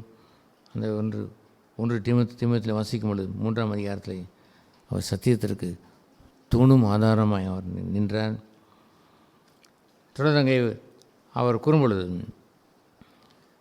எபிரேயர் லூக்கா 12ஆம் அதிகாரம் 5ஆம் வசனத்தில் 5:6 இவ்வாறு நாம் வாசிக்கிறோம். அவர் சொன்னார், ஆண்டவர் சொன்னார், கவனிங்கள், உங்களையும் கொலை செய்வார்கள், உங்களுக்கும் என்னையே பயத்தால் உங்களையும் பயப்பார்கள், ஆனால் சத்தியத்திற்கு உறுதியாக நின்று வாழுங்கள். என்னை போல் குருவை போல் அவமானம் அடைவது என்பது பாக்கியம் இல்லையா? என்னை கொலை செய்தால் உங்களையும் கொலை செய்வார்கள். ஆனால் ஒன்று நாங்கள் சொல்ல விரும்புகிறேன், கேளுங்கள் என்று அவர்களுக்கு கூறினார். என்ன அவர் சொன்னார்? அந்த லூக்காவின் சுவிசேஷம் 12ஆம் அதிகாரம் 5:6 அதை வாசிக்கிறோம். லூக்கா 12:5 வசனம். அவர் சொல்லுவார், பாருங்கள் என்னுடைய சீசர்களை, நீ சத்தியத்திற்காக நீ வாழும் பொழுது எத்தனையோ துன்பங்கள் அங்கே வரத்தான் செய்யும். சரீரத்தை எதற்கு பயப்பட வேண்டும் என்று தெரியுமா? Don't fear for the external thread, வெளியே உள்ள பயங்கரம், வெளியே உள்ள மிரட்டல், வெளியே உள்ள அவமானம், ஏன் அதற்கொன்றும் நீங்கள் பயந்து விடாதீர்கள். சரீரத்தை கொலை செய்த பிறகு, என்ன பிறகு? கொலை செய்த பிறகு, கொலை செய்த பிறகு முடிந்தது தானே, செத்து விட்டான் என்று நாம் எண்ணலாம். ஆனால் ஆண்டவர் சொன்னார், எனிதிங் அவுட் சைடு, உங்களுடைய சரீரத்தில் என்ன வெளியே நடந்தாலும் கொலை செய்த பிறகு என்ன திராணி இல்லாதவர்கள், என்ன திராணி உள்ளார்கள் என்று அந்த வசனத்தில் அவர் சொல்லுவார். அதன் பின்பு கொன்ற பிறகு, அல்லேலூயா, மேக்சிமம் வரைக்கும் அவர் கொண்டு போய் விட்டார். கொன்ற பிறகு யாராவது வாழ்வார்களா? கொன்ற பிறகு அதன் பின்பு ஒன்றும் செய்ய திராணி இல்லாதவர்களுக்கு என்ன செய்ய வேண்டாம்? பயப்படாதீர்கள். அல்லேலூயா. தட் மீன்ஸ் என்னுடைய வெளியேருந்து வரக்கூடிய எவ்வளவு அவமானம் வந்தாலும் they cannot touch me, so என் ஆத்மாவே ஒன்றும் தொட்டு விட இல்லை. ஆகவே ஆண்டவர் சொன்னார், அடுத்த வசனம் என்ன சொல்கிறார்?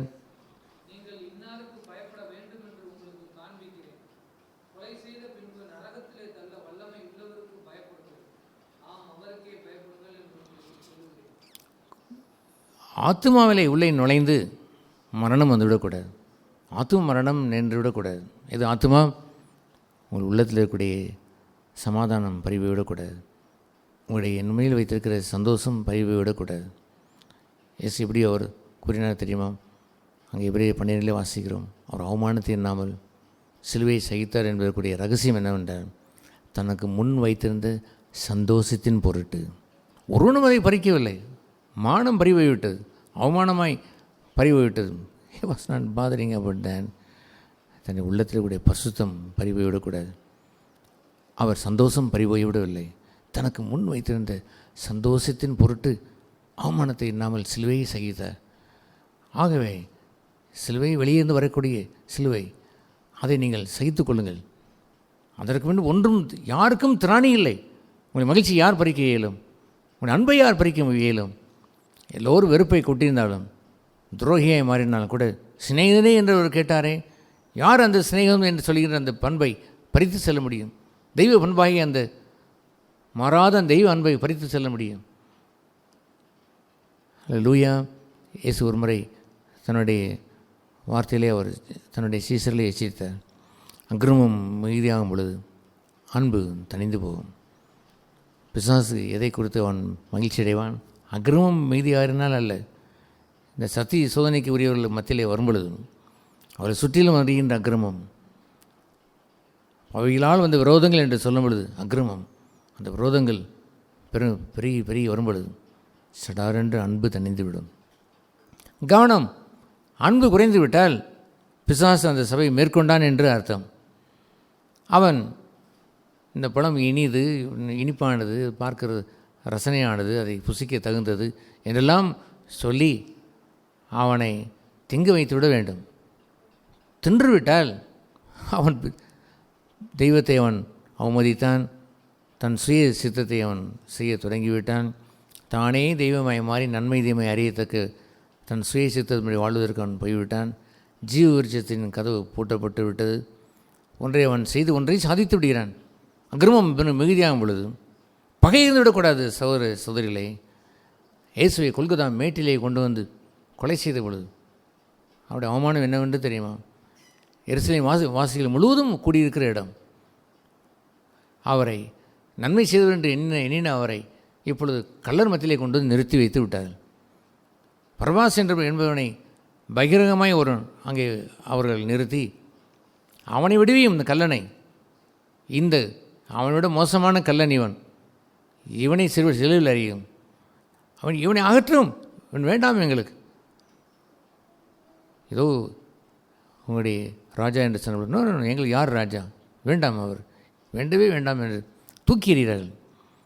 முழு எருசலேம் அங்கே கூடி அவமானப்படுத்துகிறது. ஆனால் அவரோ பாவிகளால் இந்த விரோதங்களை சகித்தார். எப்படி சகித்தார்?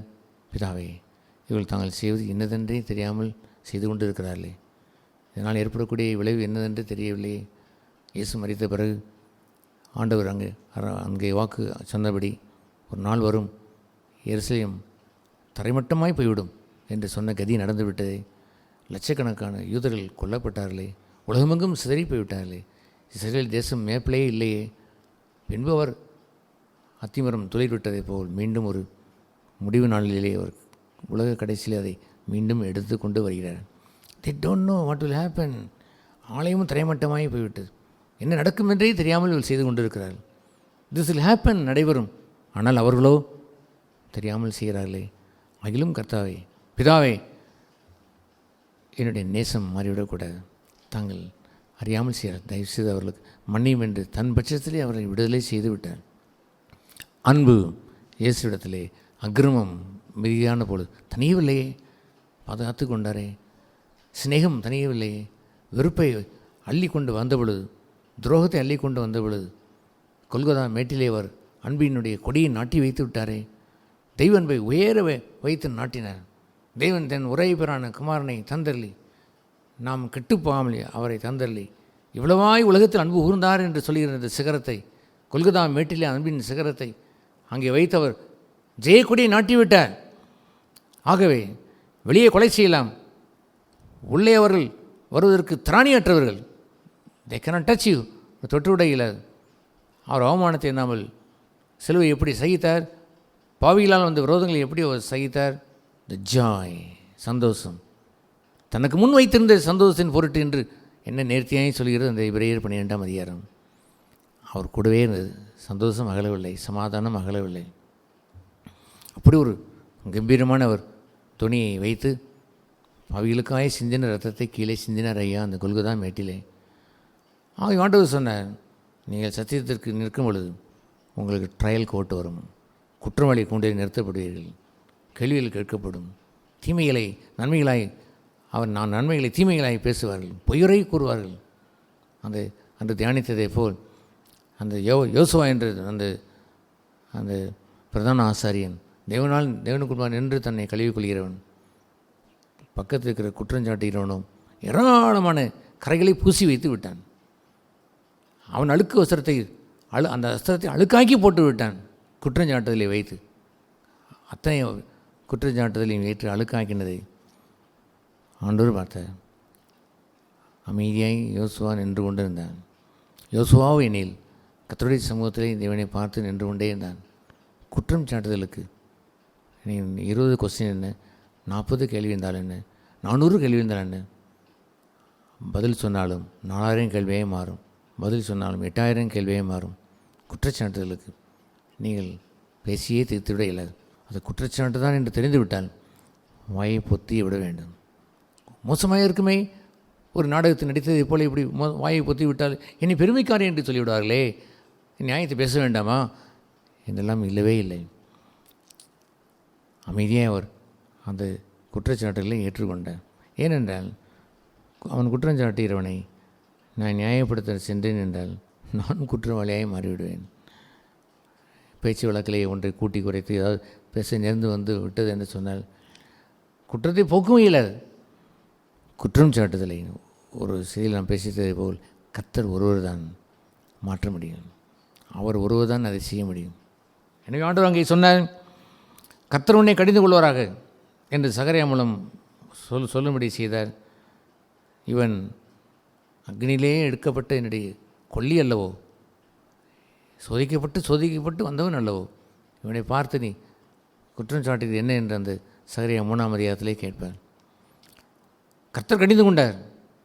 நான் என்ன நின்று என்ன பதில் சொன்னாலும், 4000 கேள்விக்கு பதில் சொன்னாலும், நோ, குற்றம் சாட்டுகிறவன் என்றே அவனுக்கு சாத்தானுக்கு பெயர்.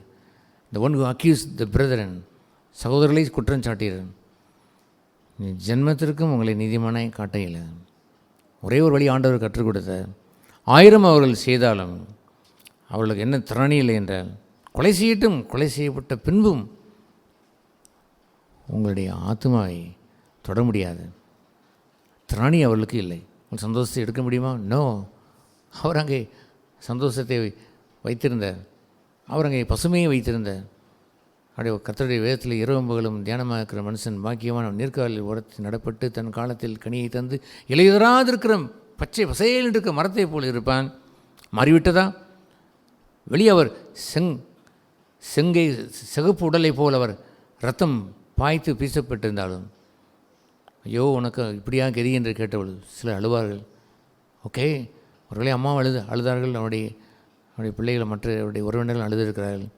S, okay. ஆனால் ஆண்டவர் சொன்னார், தேட்டின என்ன தெரியுமா, நீங்கள் இந்த சிகப்பு உடையை பார்க்கிறீர்கள், சிகப்பு உடலை பார்க்கிறீர்கள். நான் யார் தெரியுமா? அன்று வைத்திருந்த இலையுதிராது இருக்கிற பசுமையான மரம். அதை ஒருவனும் தொட இயலாது. அதற்கு அவர்களுக்கு திராணி இல்லை. பச்சை பசையில் என்று இருக்கிறேன் என்று அவர் சொன்னாரே. அல்லேலூயா. சந்தோஷம் எனக்கு முன் வைத்திருக்கிறேன், எவன் பறிக்க இயலும்? என் ஆத்துமத்தில் இருக்கக்கூடிய அந்த சந்தோஷத்தை, பரலோக ராஜ்யத்தில் இருக்கக்கூடிய அந்த சந்தோஷத்தை ஒருவனும் பறித்துக்கொள்ள மாட்டான் என்று சொன்ன அந்த சந்தோஷத்தை யார் பறித்துக்கொள்ள முடியும்? இந்த உலகத்தில் நமக்கு என்ன வேண்டும்? பணமா வேண்டும்? பொன் பொருள் வேண்டுமா? பரலோக ராஜ்யம் வேண்டும் ஐயா. பரலோக ராஜ்யத்துக்குரிய நீதி வேண்டும். பரலோக ராஜ்யத்துக்குரிய அந்த நீதியும் சமாதானம் பரிசுத்தானும் சந்தோஷம் வேண்டுமல்லோ. ஒருவரும் பறித்து கொள்ளாது. என்ன சமாதானத்தை தருகிறேன், அதை ஒருவனும் உங்களிடத்தில் எடுத்துக்கொள்ள இயலாது. அதுபோன்ற சமாதானத்தை பறிக்க இயன்றதோ திராணி அவர்களுக்கு இல்லை. கொலையே செய்யட்டும், பரவாயில்லை, டோன்ட் வரி, கவலைப்படாதீர்கள். இனியும் கொலை செய்ய போகிறார்கள், பரவாயில்லை. கொலை செய்த பின்பு என்று இருக்கிறதே. அல்லேலூயா. தன்னுடைய சீசர்களுக்கு எப்படியெல்லாம் அவர் கூறுகிறார். வைரம் பாய்த்த அந்த சத்தியங்களை அவர்களுக்கு போதித்தார். அவர்களுக்கு உள்ளே இருக்கக்கூடிய ஆத்மாவை கொள்ளுவதற்கு திராணி இல்லை. ஏசு எதற்காக ஜெபித்தார்? வெளியே உள்ள மரணம் வேண்டாம் என்று அவர் சொல்லி ஜெபித்தார். அவர் தன் மாம்சத்தில் இந்த நாட்களில் எல்லாம் பலத்த சத்தத்தோடும் கண்ணீரோடும் விண்ணப்பம் பண்ணியது என்னவென்று சொன்ன தெரியுமா? ஆத்மாவிலே மரணம் சம்பவியாதபடி தன் ஆத்மாவை ரட்சிக்க வல்லவரிடத்திலே ஜெபம் செய்து கொலை செய்யப்படுவதற்கு பிதா அனுமதித்து விட்டார். ஆனால் அவர் கெஞ்சி ஜெபித்ததெல்லாம், என் ஆத்மாவிலே கலங்கிவிடக்கூடாது, என் ஆத்மாவிலே துயரம் வந்துவிடக்கூடாது, என் ஆத்மாவிலே சந்தோஷத்தை இழந்து விடக்கூடாது, என் ஆத்மாவிலே ஒரு விதமான சந்தேகங்கள் உள்ளே வந்துவிடக்கூடாது, தேவனை குறித்த முறுமுறுப்பு அங்கே உள்ளே வந்துவிடக்கூடாது, அன்பிலே தாழ்ச்சி ஏற்பட்டு விடக்கூடாது, அக்கிரமம் மிகுதியானாலே அன்பு தணிந்து போய்விடக்கூடாது. அல்லேலூயா. அது போன்ற ஒரு சபை தான் ஜெயங்கொண்ட சபை, அன்பிலே நிலைத்திருக்கிறது சபை, கிறிஸ்து அமர்ந்த அதே சிங்காசனத்தில் அமரப் போகின்ற ஒரு சபை. அதுபோன்ற ஒரு அற்புதம் நம்முடைய சபைகளில் நடக்க வேண்டும். ஒரு முறை பவுல் குழந்தைகளை பார்த்து அவர் சொல்லுவார், குழந்தைகளே, நீங்கள் சோதனைக்கு நிற்கிறது திராணி உண்டோ என்று கேட்பார். அநேக சோதனையை நிற்பதற்கு திராணி இருப்பதில்லை, சோதனை வேண்டாம் என்று தான் எண்ணுவார்கள். அவர் கேட்பார், சோதனை வேண்டும். எதற்கு வேண்டும் என்று தெரியுமா? உங்களுக்குள் கிறிஸ்து இருக்கிறாரா இல்லையா என்பதை சோதித்து பாருங்கள். அதுதானே பரீட்சை. பரீட்சை இப்பொழுது எதற்கு வந்தது என்று சொன்னால், உனக்குள் கிறிஸ்து இருக்கிறாரா? அல்லேலூயா. 2 கொரிந்தியர் 13ஆம் அதிகாரம் 5ஆம் வசனத்திலே அதை கூறுவார்.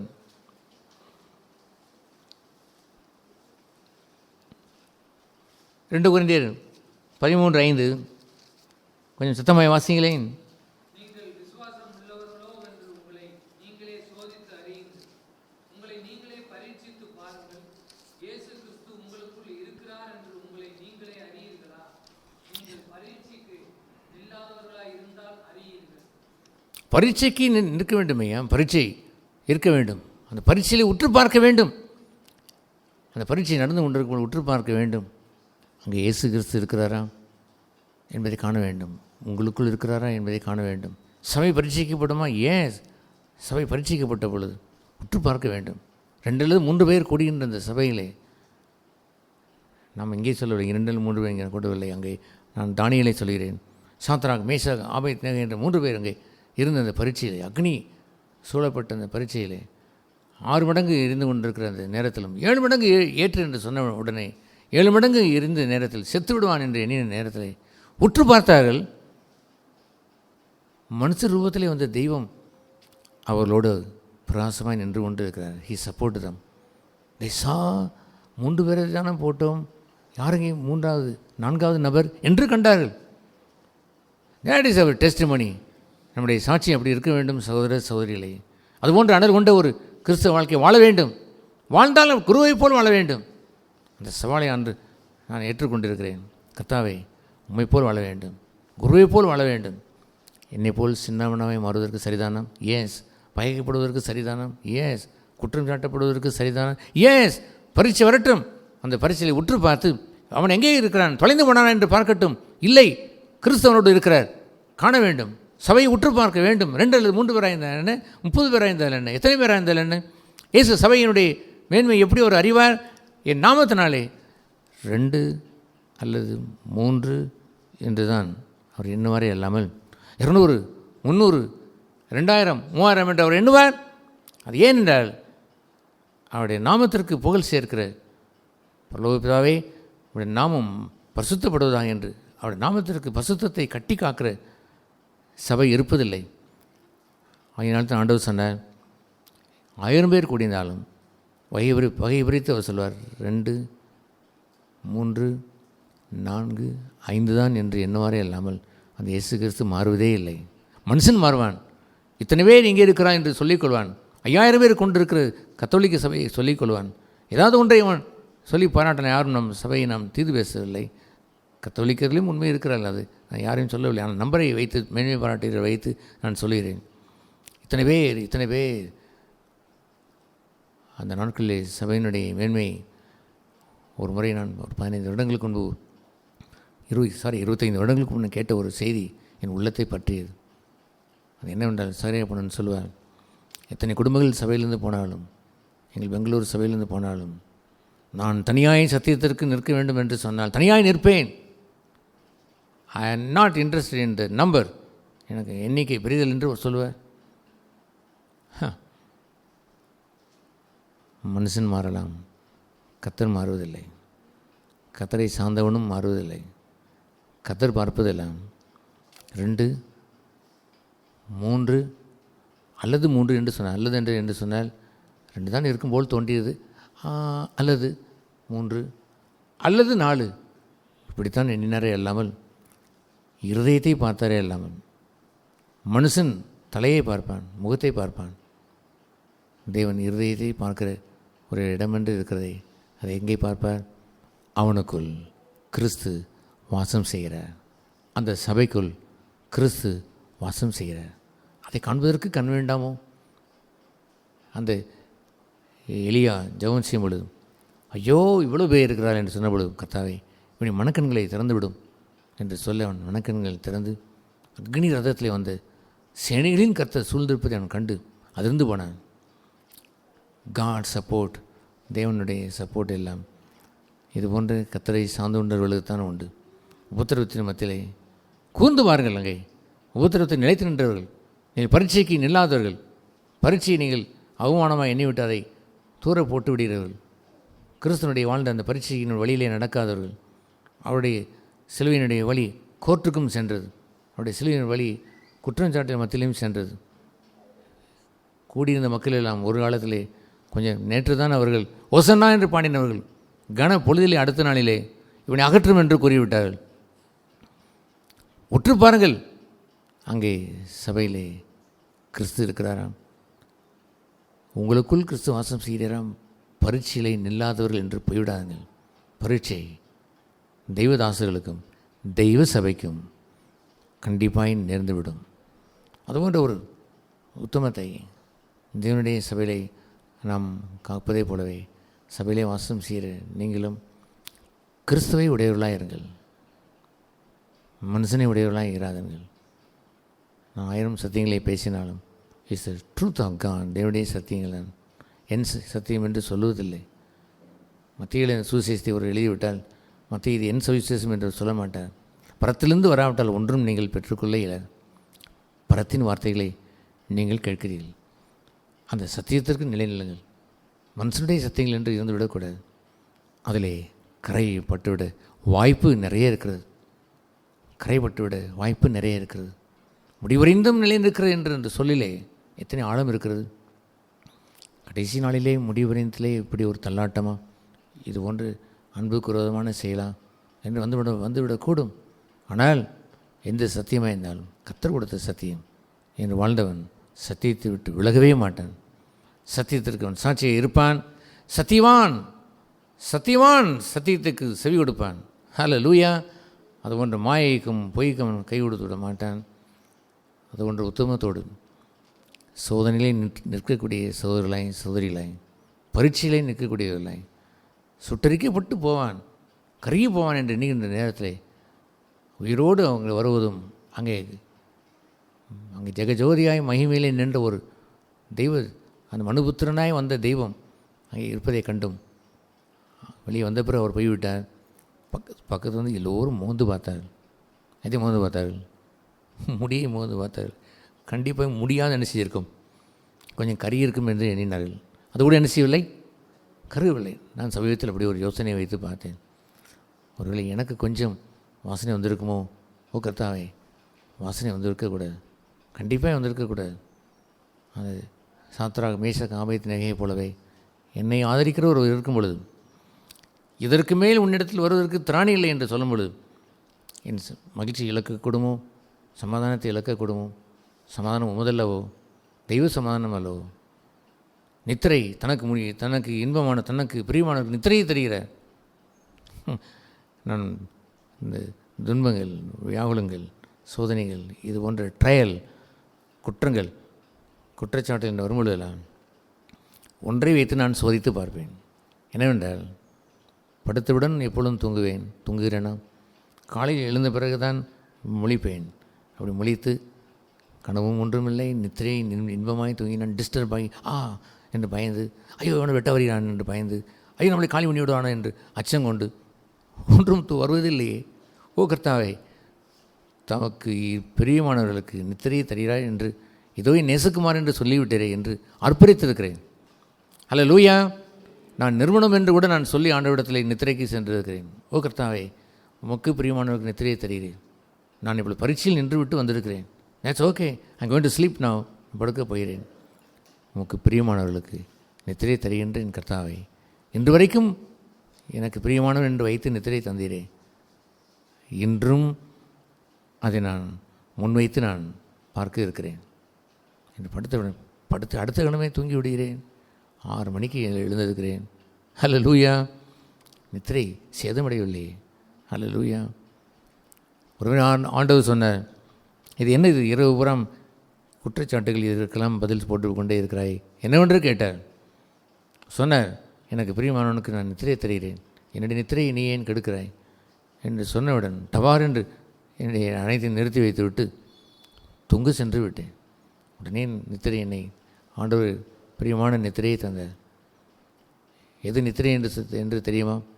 ஆவி, ஆத்மா, சரீரம் மூன்றும் இளைப்பாறுவதுதான் நித்திரை. ஆத்மாவிலையும் இளைப்பாறுதல், ஆவியிலையும் இளைப்பாறுதல். இல்லைன்னா கொர்ற என்று அவன் கொரட்டை விட்டு தொங்குவது போல் இருந்து கொண்டு அவன் தன்னுடைய கனவிலே அவன் அறுவாளை வைத்துக்கொண்டு ஓடிக்கொண்டே இருப்பான். அல்லது தன்னுடைய ஆஃபீஸில் அவன் அங்கேருந்து சண்டை போட்டுவதை போல் பேசிக்கொண்டே இருப்பான். யாரோ ஒருவன் விரோதி இருந்தால் அவனோடு கூட மல்யுத்தம் கட்டுவதை போல் கட்டிக்கொண்டே இருப்பான். அவன் எங்கேயோ போவதை போல் ஒரு பைக்கில் சர்றண்டு வேர்த்து விறுவிறுத்து ஓடிக்கொண்டே இருப்பான். டப்பென்று முழித்தவுடன் கனவா இது என்று சொல்லும் பொழுது காலை விடிந்து விடும். 6 மணி வந்துவிடும். இனி எங்கே போய் தூங்குவது? தூக்கத்தில் தான் அவன் பைக்கு ஓட்டி கொண்டு இருக்கிறான், இன்ஜினை ஓட்டி கொண்டு இருக்கிறான், என்னென்னவோ செய்து கொண்டு இருக்கிறான். எங்கே அவன் இளைப்பாறுவான்? தன் ஆவிலே கரைப்பட்டவன், பாலிய மோகம் கொண்டவன் எங்கே அவன் இளைப்பாறுவான்? கனவுலகத்திலே போய் ராஜாவின் அருகிலே ராணி பக்கம் என்னோ என்று பாட்டை பாடிக்கொண்டு அவன் சாரட்டிலே போய் கொண்டிருப்பான். மாய கல்லனாய் இருந்து கொண்டு அவன் ஏதாவது ஒன்றை செய்து கொண்டிருப்பான். இளைப்பாற முடியுமா அவனால்? ஒரு நாளும் இல்லை. தனக்கு பிரியமானவர்களுக்கு அவர் நித்திரையை தருகிறார். நித்திரையை பிடுங்க முடியுமோ? உங்களுடைய சமாதானத்தை பிடுங்க முடியுமோ? திராணி இல்லை அவர்களுக்கு. எதை வேண்டுமானால் வெளியே செய்யலாம். they can torture you, உங்களை பிடித்து உங்களை அவமானப்படுத்தி எல்லாமும் செய்ய வேண்டும் என்றால் செய்யலாம். no one can touch that soul. உன் ஆத்துமாவை தொட முடியாதப்பா. உன் தலையில் முடிவிட உள்ளாது. மூந்து பார்த்தால் அங்கே தீயிலே வந்தவனை போல் தோன்றுவதில்லை. ஒரு கரீன வாசனை கூட அங்கே இருப்பதில்லை. நான் சமைப்பதற்கு நான் சில சமயங்களில் செல்லும் பொழுது ஸ்டவ்வில் இருந்து ஒரு பாலை மாற்றி மாற்றி வைத்து நான் செய்கிற அந்த சமையலை இந்த ரோமம் உரம் எரிந்துவிடும். சரட் என்று சத்தம் கேட்கும். ஒரு குப்பென்று ரோமம் வாடை அடிக்கும். கொஞ்சம் வெளியே உள்ள வெக்கை கூட அதை சுட்டுவிடும். ஏன் புசு புசு என்று வரல இவ்வளோ மழுமழு என்று இருக்கும். அது ஏனென்றால் எல்லா சமைக்கிறவர்களுக்கும் அது தெரியும். தூக்கி வைக்கும்போது கொஞ்சம் ரோமம் இருந்தால் அது கருகிவிடும். ஏஸ் முடிவோடு வாசனை வரவில்லையே என்பதுதானே கிறிஸ்தவம். பரீட்சையில் நில்லுங்கள். பரீட்சையில் நிற்கிறவர்கள் பாக்கியவான்கள். சோதிக்கப்படுகிறவன் பாக்கியவான். சோதனை முடிந்த பொழுது ஜீவ கிரீடத்தை பெறுவான். கொஞ்ச காலம் சோதிக்கப்படுகின்ற நீங்கள் பாக்கியவான்கள் என்று சொல்வார். அந்த லேசான உபத்திரவத்திலே கனமான மகிமை, வெயிட் ஆஃப் க்ளோரி, ஏராளமான பெறுவீர் என்று ஆண்டவர் வாக்குறுதித்திருக்கிறார். சோதனை 3 நாட்கள் தான், மீண்டும் உயிர்த்தெழுவார். ஏதோ இடத்துல சொன்னார், 3 நாட்கள் நான் மீண்டும் உயிர்த்தெழுந்து வருவேன், காலமெல்லாம் நன்மை செய்வேன் என்று அவர் சொன்னார். அங்கே ஆண்டவர் ஒரு சபைக்கு குறித்து அவர் சொல்லும் பொழுது, துன்பங்கள் 10 நாட்கள் தான், it will soon pass away, உடனே போய்விடும். மனுஷனோ சில நாட்களில் கர்த்தர் மாற்றுவார் என்பவருடைய விசுவாசம் இல்லாமல் தள்ளாடி போகிறான். இங்கே அல்ல என்று அவன் எண்ணுகிறான். கொஞ்ச நாளில் ஆண்டவர் இதற்கு கிரீடம் சுட்டுவார் என்று அவன் நம்புவதில்லை. நான் நம்புகிறேன். எத்தனையோ சமயங்களிலே அதை செய்திருக்கிறார். சோதிக்கப்பட்ட பின்பு சுத்த பொண்ணாய் மாற்றுவார். சோதனை சகிப்பவன் பாக்கியவான். இயேசு கிறிஸ்துவை போல் அவமானங்களை சகிப்பவன் பாக்கியவான். அவைகளால் இந்த விரோதங்களை சகிப்பவன் பாக்கியவான். சோதனை முடிந்த பொழுது, சோதிக்கப்பட்ட பின்பு, சோதனைக்கு முன்பல்ல ஐயா, சோதிக்கப்பட்ட பின்பு, பரீட்சைக்கு முன்பல்ல, பரீட்சிக்கப்பட்ட பின்பு அவன் ஜீவக்கிரீடத்தை அவன் எங்கேயாவது கீழே வைத்து சுட்டி கொள்வதல்ல. நானே ஜீவக்கிரீடம் எடுத்து வைத்து கொண்டு அவன் மக்கள் மத்தியிலே சுற்றி உலாகிறவன் அல்ல. ஜீவக்கிரீடத்தை அவர் தருவார். அவர் தருகிற கிரீடம் தானே வேண்டும். இயேசு கிறிஸ்துவில் ஓடி வந்து கிரீடம் என்று சூட்ட வந்து அந்த நேரத்தில் வனாந்தரத்துக்கு ஓடியே போய்விட்டார். பிதா சூட்டின கிரீடத்தை ஏற்றுக்கொண்டார். ஏஸ், அதற்காகத்தான் அவர் வாழ்ந்தார். இது நேசகுமாரன் பிரியமாக இருக்கிறேன் என்று முடிசூட்டினார் ஐயா. அவர் முடிசூட்டப்பட்டார். அவர் ஜெயித்தார். நாமும் அதே போல் அந்த ஓட்டத்தில் ஜெயித்து வாழ வேண்டும். நிலைத்து நின்று கனி கொடுத்து வாழ வேண்டும். சபையும் சபைக்குன்றே காலங்களிலும் ஒரு புதிய எழுப்புதல் காண வேண்டும். பரிசுத்தத்திற்கென்று எழுப்புதல் காண வேண்டும். தொற்று கூட வருவேன் என்று சொன்னவர் தூற்றி சபையை சுத்தம் பண்ணியிருக்கிற நேரத்தில் மணிகளாக இருப்பவர்கள் அவர்கள் ஆக்ரோஷமாய் அவர் எழுச்சி பெற்று பரிசுத்தத்தில் எழுச்சி காண வேண்டும். சபையிலே போற்றி மகிழ வேண்டும். புதிய ஒரு சகாப்தம் உருவாக வேண்டும். அது போன்ற ஒரு சகாப்தத்திற்கு உரியவர்களாய் நிலைத்து நிற்க வேண்டும். சபையை கர்த்தர் நிலைத்து நிற்க வைத்திருக்கிறார். போன வாரம் நாம் பேசிக்கொண்டு நாம் செய்தியிலே கேட்டதே போல் 10 மூட்டையை வந்து அவர் பதரை அடித்தார். 9.25 மூடை அங்கே கிடக்கிறது பதர். 10 படிக்கு தான் அங்கே மணியாக வைத்திருக்கிறார். உடனே கண்டு நாம் என்ன சொல்லலாம்? வேண்டாம் ஆண்டவரை, தூற்ற வேண்டாம், என்ன குறைத்து விட்டீரே, வெறும் 10 படி தான் இருக்குது என்று சொன்னால், அப்படியா போய்விடுகிறேன் என்று போய்விடுவார். தூற்றுக்குடி வைத்துக்கொண்டு போய்விடுவார். தன் களத்தை என் களம் என்று ஒப்பு கொடுக்க வேண்டும். இது உம்முடைய களமையா, உம்முடைய சபையா, நீர் களத்தை நன்றாய் விளக்கி சுத்திகரித்து பதரை எடுத்து அவியாத அக்கினிலே அவித்து களஞ்சியத்தை சேர்த்து வையும் என்று சொல்லிவிட்டு, ஆட இவ்வளோ பதரும் போய்கிறதா என்று அழுவான் என்றால், வைத்துக்கொள், உன் பதரை நீயே வைத்துக்கொள் என்று சொல்வார். ஒளியும் இருளையும் அவர் பிரித்து வைத்திருந்தால், இருள் இவ்வளோ போய்விட்டதா என்று கேட்டால், சரி வைத்துக்கொள், இருளை வைத்துக்கொள் என்று அவர் சொல்வார். பிரித்தது நான் அல்லவோ, அந்த ஒளியிலே அல்லவோ வாசம் செய்ய வேண்டும் என்னுடைய சுத்தர்கள், ஒளியில் வாசம் செய்ய சுத்தர்கள் அல்லவோ அங்கே இருந்திருக்க வேண்டும். மனுஷனே, நீ அங்கே மேய்ப்பனாய் இருந்து கொண்டு, நீ அங்கே போதகனாய் இருந்து கொண்டு, தகப்பனை போல நின்று கொண்டு இருளை விரும்புகிறாயே, வெளிச்சத்தில் கொஞ்சம் தான் இருக்கிறது என்றும் இருள் எவ்வளோ போய்விட்டது என்றும் பார்க்கிறாயே என்று விட்டு போய்விட மாட்டாரோ? பரிசுத்தத்திற்குரிய எழுப்புதல் ஒரு உயிர்மீச்சையை தந்திருக்கிறார். பெரிய எழுப்புதலை தருவார். கரை இதரை இல்லாத மாசற்ற சபையை எழுப்பி கட்டி எழுப்பார். பரிசுத்தத்திற்கும் அன்பிற்கும் தாழ்மைக்கும் நொறுங்குண்ட ஜீவியத்திற்கும் சிலுவையின் பாதைக்கும் ஓங்கின புயலை ஆண்டவர் சபையிலே கட்டளையிடுவார். நிலைத்து நிற்கிறதை வைத்து கொஞ்சம் பேர்களை வைத்து செய்வார். 70 சீசர்கள் ஒரு முறை இயேசுவுக்கு இருந்தார்கள். அவர் 70 சீசர்கள் என்று கொண்டாடவில்லை. போய் ஜெபம் செய்து வந்தார். பிதா காட்டினார். 12 பேரை சூஸ் பண்ணினார். பெயர் சொல்லி கூப்பிட்டு அவர்களை அழைத்து முன்னால் நிறுத்தி வைத்தார். பிதா காண்பித்தார். அந்த 12 தவிர மீதி இருந்த 58 பேரும் போய்விட்டார். ஓகே, அந்த 12 நிலைத்திருந்தார்களாம்? இல்லை. ஒரு 300 வெள்ளி காசுக்காக ஒருவன் காட்டி கொடுக்குறான். இன்றும் அது போன்ற செய்ய நடக்கிறான். ஏன் நடக்கிறது தான் செய்கிறது. அவன் போய்விட்டான். கேட்டின் மகள் தானாய் கேட்டான் என்று 11 மாறிவிடுகிறது. 11 மாறிவிடுகிறது. அதனால் என்ன, இயேசு பூரித்து போய் சொன்னார். என்ன பூரிப்போடு அவர் உரைத்தார் என்று தெரியுமா? பிதாவே, நான் உலகத்திற்காக ஜெபம் செய்யவில்லை, அல்லது உலக மாந்தர்கள் இருக்கிறார்களே, உலகத்தை நேசித்து போனார்களே இந்த கிறிஸ்தவர்கள், அவளுக்கு நான் ஜெபம் செய்யவில்லை. நீ தந்த இவர்களுக்காக நான் ஜெபம் செய்கிறேன். நான் உலகத்தான் அல்லாதே போலவே இவர் உலகத்தான் அல்ல. பிதாவே, நான் உம்முடையவன், அதுபோலவே இவர்களும் உம்முடையவர்கள். என்னை உலகம் பயத்தது, இவர்களையும் உலகம் பயப்பார்கள் ஐயா. பிதாவே, இவர்களை தீமையிலிருந்து ரட்சித்துக் கொள்ளும். உலகத்தை விட்டு எடுத்து விடான்னு நான் சொல்லவில்லை. பரீட்சையும் தீமையிலிருந்து காத்துக்கொள்ளும். பிதாவே, நான் உம்மிலும் நீர் என்னிலும் இவர்கள் நம்மிலும். என்ன ஸ்டாண்டர்டை பேசுகிறார்? நான் உம்மிலும் நீர் என்னிலும் ஈக்குவலாய் இவர்கள் நம்மிலும் ஒன்றாய் இருக்கிறார்களே. அதுவல்லவோ ஐக்கியம், அதுவல்லவோ மேன்மையான ஐக்கியத்துக்குரிய பாக்கியம். தூய்மையான ஐக்கியம் வேண்டும் ஐயா. அது போன்ற உறவு வேண்டும். துன்மார்க்குடைய ஆலோசனை பாவிகளுடைய வழியில் நிற்பது பிரயாசக்கர் உட்கார இடத்துல ஏராளமான பேர் இருப்பார். உலகம் இருக்கும். ஒரு தியேட்டருக்கு போங்கள், எத்தனை ஆயிரக்கணக்கில் வெளியே வருகிறார்கள். அதுவும் ஐக்கியம். 3 மணி நேரம் சண்டை விடாமல் இருக்கிறார்கள் ஐயா. நீங்கள் தியேட்டரில் போனால் 3 மணி நேரம் சண்டையும் போட மாட்டார்கள். ஆனால் அவர்கள் ஐக்கியம், அதை போய் ஐக்கியம் என்று சொல்வது. அங்கே பரியாசங்கள், அங்கே துன்மார்க்கங்கள், காதல், மோதல் என்று வந்து கொண்டிருக்கிற அந்த இடத்துல அமைதியாக உட்கார்ந்து ஐக்கியத்தோடு அதை பார்த்து ரசித்து விட்டு வருகிறார்கள். அடேங்கப்பா, எவ்வளோ ஐக்கியம்! குண்டூசி விழுந்தால் கூட சதம் கெட்டுவிடும் போல் இருக்குது. அப்படி ஒரு ஐக்கியத்தோடு பார்த்து கொண்டு இருக்கிறார்கள். அதுவும் அந்த ஐக்கியம்.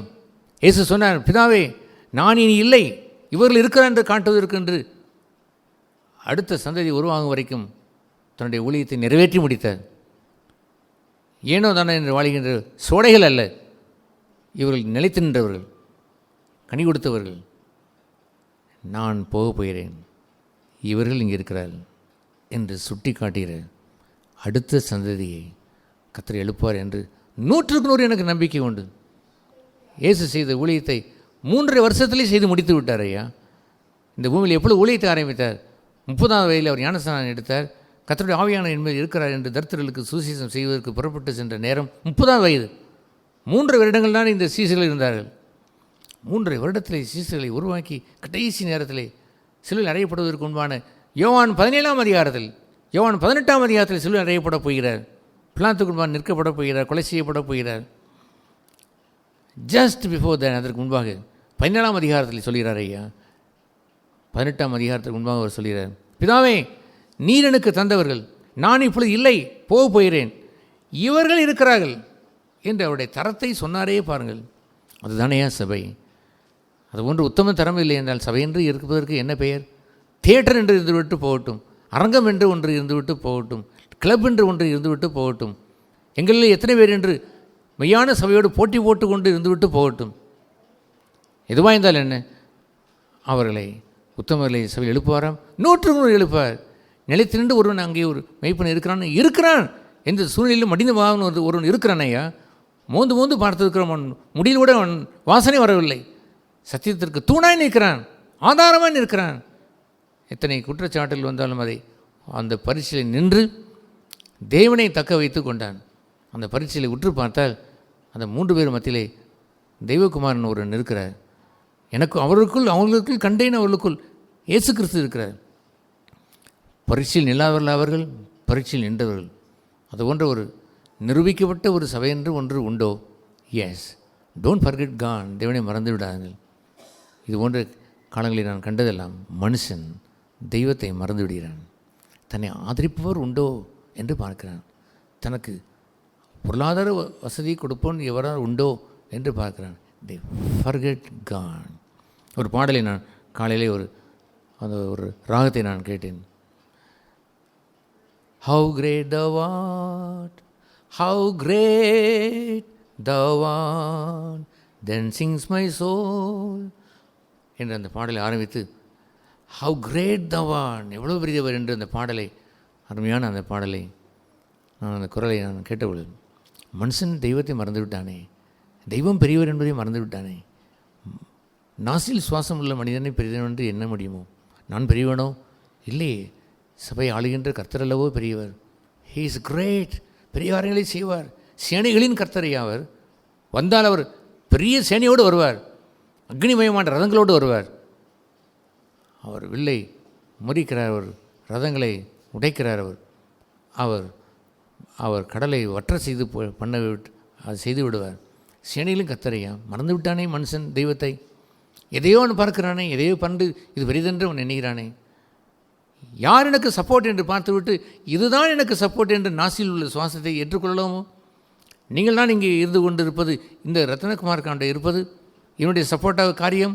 ஐ எம் வீக் மேன் சொல்லி கேள்வி. நான் பலவீனன், 100% பலவீனன். என்னை நெருங்கி வந்து பார்த்தால்தான் உங்களுக்கு தெரியும். I am such a weak man. அவர் இல்லை என்றால் தொலைந்தேன். நான் செடி கொடியாக இல்லை என்றால், அவரை சார்ந்து வாழாத கொடியாக இல்லை என்றால், ஒரு கொடி தன்னை பலவான் என்று சொல்லுமோ? கொடி என்பது வேறு, செடி என்பது. கொடி என்பது அப்படியே ஆடிக்கொண்டிருக்கும். கொம்பை பிடித்து செடியிலே பற்றி வாழ்வது தானையா வாழ்க்கை. சச் எ வீக் மேன், பலவீனன். பேதுரு இல்லை, தாவீது சொல்லுவான், இந்த ஏழை கூப்பிட்டான், கர்த்தருடைய கூப்பிடுதலுக்கு கேட்டு இறங்கி அவர் பதில் கொடுத்தார். அவன் ஏழை என்று சொன்னது எப்பொழுது தெரியுமா? அந்த கவனம் கட்டி அவன் மாடுகளை மேய்த்து கொண்டிருந்த நேரம் அல்ல. அங்கேயும் அவன் ஏழைதான். என்னால் முடியாது என்ற நிலையில் இருந்தவன் தான். கர்த்தருடைய பாசத்தில் நின்று சிங்கத்தை அவன் சந்தித்தான், கரடியை அவன் சந்தித்தான். மந்தையை காப்பதற்கு மேய்ப்பன் ஆடுகளுக்கு அவன் உயிரையும் கொடுப்பான். கூலிக்காரன் விட்டு ஓடுவான் ஐயா. மேய்ப்பன் இருப்பான். தகப்பனை இனி கொண்டு உன்னை தகப்பனை இல்லை, அந்த பதவி விட்டு இறங்கு என்று சொன்னால் விட்டு போய்விட மாட்டான். சின்னவனமாய் போய்விட மாட்டான். கர்த்தருடைய ஊழியத்தை பெற்றவன் அவருடைய ஊழியத்தை தான் நிறைவேற்றும் என்று துடித்து நிற்பான். அர்க்கிப்பூ, அவர்களில் போய் சொல்லு என்று பவுல் சொல்லுவார். அர்க்கிப்பூடத்தில் சொல்லு, நீ கர்த்தரிடத்தில் பெற்ற ஊழியத்தை நிறைவேற்ற ஜாக்கிரதையப்பா, 1000 நடந்தாலும் ஜாக்கிரதை என்று அவர் சொல்லுவார். துடித்து நிற்பான். தன்னுடைய எஜமானுடைய ஊழியத்தை நிறைவேற்றி முடிக்க வேண்டும் என்று இருப்பானே அல்லாமல் மெய்ப்பனாக இருப்பதை விட்டு கீழே இறங்க என்றால் இறங்கிவிட மாட்டான். தன்னுடைய ஆடில் வரும்பொழுது சிங்கங்கள் வரும்பொழுது பயந்து போய் ஓடுகிறவன் கூலிக்காரன் செய்துவிட மாட்டான். அவள் அகங்காரம் என்று சொல்லட்டும் அல்லது பெருமை என்று சொல்லட்டும், இருந்துவிட்டு போகட்டும். கர்த்தரிடத்திலிருந்து பெற்ற ஊழியத்தை பெற்றவன், சர்வ வல்லவரிடத்திலிருந்து பெற்றவன், அவருக்கு முன்பாக நிறைவேற்ற துடித்து நிற்பான். ஜீவனே ஆனாலும் அவன் நிலைத்து நிற்பான். தன் ஆடுகளுக்காக உயிரையும் கொடுப்பானே அல்லாமல் அந்த மந்தையை சிரளித்து விட்டு போயிட மாட்டான். ஒருவனாய் இருந்தவன் செத்து மடிந்தாலும் அந்த சபையிலே கர்த்தருடைய மகிமை விளங்கும். அந்திப்பா என்று ஒருவன் இருந்தான், கர்த்தருக்கு உத்தம சாட்சியாக இருந்தான். சாத்தானே அங்கே சிங்காசனத்தை போட்டு அவன் அழித்து விட்டான். இருந்துவிட்டு போகட்டுமே. ஆனால் அந்த சபைக்கு என்ன பெயர் என்று தெரியுமா? அந்திப்பா என்று ஒருவன் இருந்தான். அவன் சாத்தானுக்கு விரோதமாக இருந்தான். செத்தான் என்று இருந்தாலும் கோதுமணி சாவது பெரிய காரியமாக? அதுதானே ஆண்டவருடைய காரியம். அது செத்தால், சத்தியத்துக்கென்று செத்தால் மிகுந்த பலனை கொடுக்கும் அல்லவோ. மிகுந்த பலனை கொடுக்குமல்லோ. அல்லேலூயா. இயேசு மரித்தார், 12 சீசர்களுக்கு 11 சீசர்களும் பலன் கொடுத்தார் அல்லவோ. நான் பலன் பெற்றேன் அல்லவோ. உலகமெங்கும் சுவிசேஷம் சென்றதல்லவோ.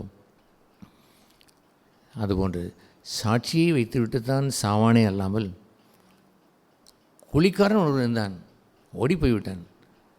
ஒருவன் இருளுக்கு என்று இடம் கொடுத்து விட்டான். சபை இருள் பாதாளத்தின் வாசல் மேற்கொண்டு விட்டது என்று இருக்க மாட்டான் ஐயா. கர்த்தருடைய பார்சத்தில் நின்றவன் வாழுவான். எஸ், அதுபோன்ற மீதியானவர்கள் என்று கடைசி நாட்களில் இப்படித்தான் சம்பவிக்கும். மீதியானவர்கள் மண்டி போல் ரெமினன்ட் என்று ஆங்கிலத்தில் எழுதியிருக்கிறது. வெளிப்பட்ட விசேஷத்தில் ரெமினன்ட் கொஞ்சமானவர்கள் இருப்பார்கள். அல்லேலூயா. அதுபோன்று ஜெயங்கொண்ட சபையாய் கர்த்தரை இம்மட்டும் பலப்படுத்தினார். கிருபையே உன்னை இந்நாள் வரையும் காத்தது என் கிருபையே. அது ரகசியம் என்னென்னு தெரியுமா? உன்னை இந்நாள் வரைக்கும் காத்த கிருபை இனியும் காப்பார். இந்நாள் வரைக்கும் காத்தாரா? சொல்லுங்கள், இந்நாள் வரைக்கும் காத்திருக்கிறாரா? எஸ். மரணம் வந்த பிறகும் கூட ஆத்மாவை தொட வல்லமை இல்லாத, திராணி இல்லாத என்று சொல்லுகின்ற இடத்துல, திராணி இல்லாத அந்த வெளியே உள்ள சோதனையின் மத்தியிலே கிருபை என்னை காத்து கொண்டதே, அன்பை காத்து கொண்டதே, எனக்குள்ள இருக்கக்கூடிய திவ்ய சுவாபத்தை காத்து கொண்டதே, பகை இல்லாமல் காத்து கொண்டதே. அகிரமம் பெருக அங்கே அன்பு தனியே, அகிரமம் பெருக அன்பு தனி என்று வெற்றி கொடி நாட்டிக்கொண்டே போகிறானே. கொல்கதா மேட்டிலே சிகரத்தில் ஏறினாலும் எல்லோரையும் அன்பு உண்டு. பாவிகளை நேசித்த ஒரு பங்கை அவர் அன்பிற்கு வெற்றி கொடி நாட்டினார் ஐயா. அது போன்ற சபையை ஓங்கி திகழ வேண்டும். எஸ், நம்முடைய பாடல் எப்படி இருக்க வேண்டும்? கிருபையே உன்னை இந்நாள் வரையும் காத்தது என் கிருபையே, கிருபையே. அப்படி கிருபைக்கு கொண்டாட்டம் வேண்டும். கர்த்தரை மறந்து விடக்கூடாது. கர்த்தரை மறந்து பேசுவதா? கர்த்தரை மறந்து எதையாவது பேசிக்கொண்டே தெரிவதா? கங்கணம் கட்டி தீர்த்து விடுவோம், செய்து விடுவோம் என்று காரியங்களை சொல்லிக்கொண்டு வாழ்வதா? விசுவாசிக்கிறோம் பதறான் ஐயா. அங்கே வைத்திருக்கிறோம். எத்தனை சிங்கங்கள் சூழ்ந்திருக்கிறது. அங்கே ஒரு தானியல் இருக்கிறான். அதுபோன்று இருக்க வேண்டும் சபை.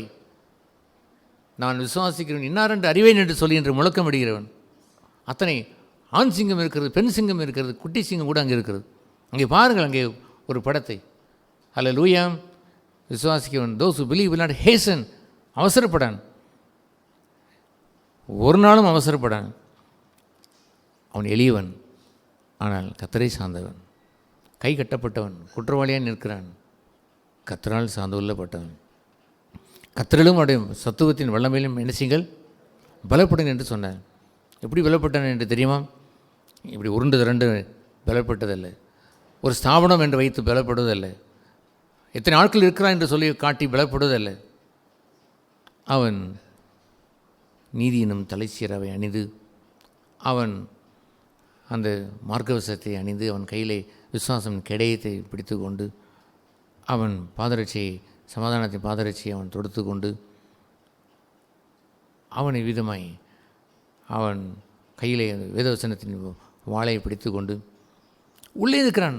வெளியே பார்த்தால் உள்ளே இருக்கிறவன், உள்ளே போய் பாருங்கள், ஒல்லியாய் ஒருவன் இருக்கிறான். மாமன் போல் ஒரு ரத்தனமாக நிற்கிறான் வைத்துக் கொள்ளுங்களேன். இப்படி என்னை கர்த்தருடைய அந்த சர்வாயுத வர்க்கத்தை, இந்த ஆர்மர் ஆஃப் காட் என்று எழுதியிருக்கிறது, கர்த்தருடைய சர்வாயுத வர்க்கத்தை தரித்தவன் வெளியே எதை பார்ப்பான்? என்னையா பார்ப்பான்? நீதி இருக்க வேண்டும் ஐயா. விசுவாசத்தை பிடித்திருந்திருக்க வேண்டும். வேதவசனத்தின் ஆதாரத்தின்படி அவன் வாழ்ந்திருந்திருக்க வேண்டும். தலைச்சீரம் அணிந்தவன் எண்ணங்களை சிதறடித்து வாழாமல் இருந்திருக்க வேண்டும்.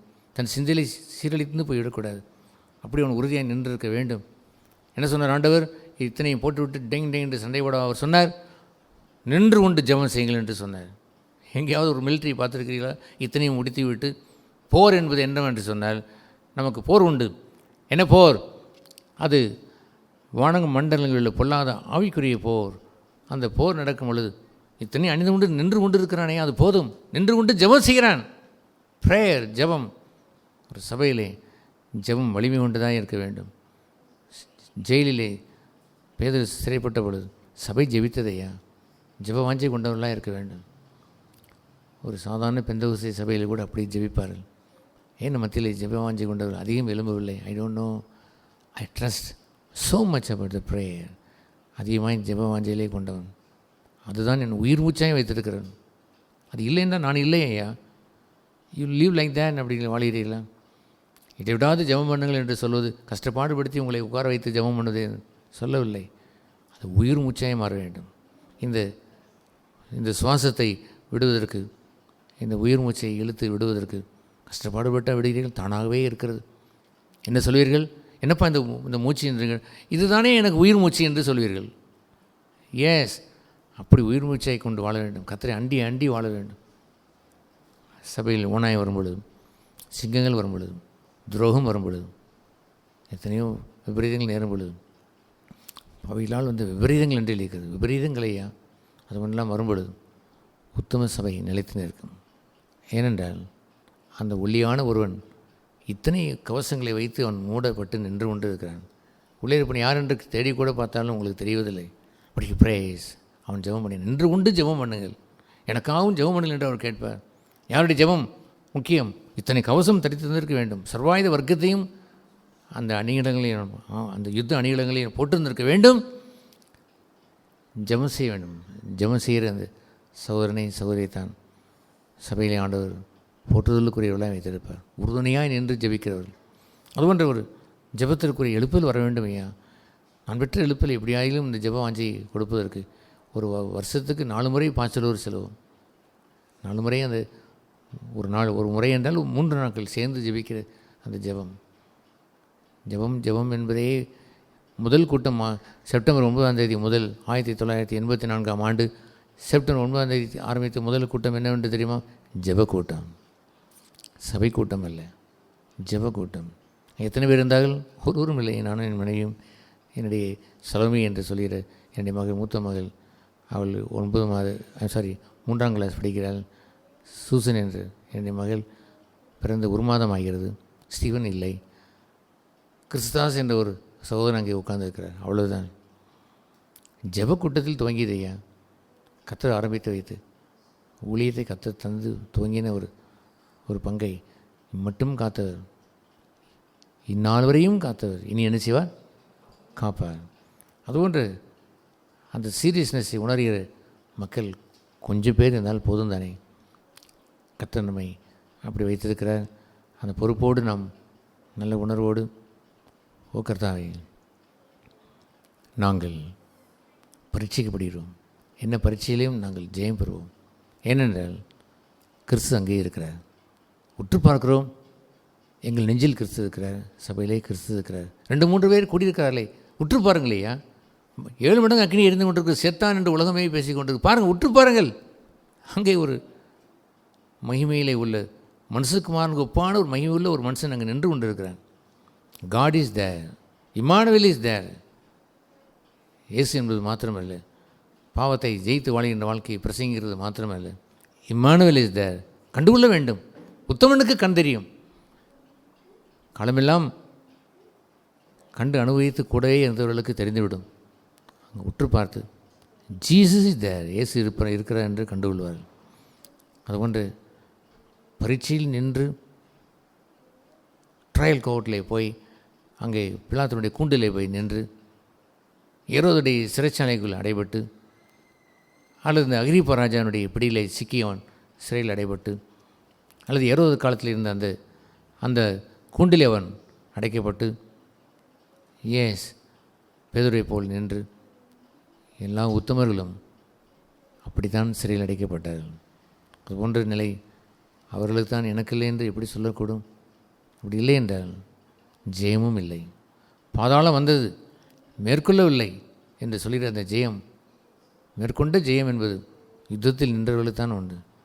அதுபோன்ற ஜெயத்தை என் சொந்த வாழ்க்கையில் தந்திருக்கிறார், என் அந்தரங்க வாழ்க்கையிலே தந்திருக்கிறார், உத்தமமான இந்த கிறிஸ்தவ ஜீவியத்திலையும் ஊழியத்திலையும் தந்திருக்கிறார்.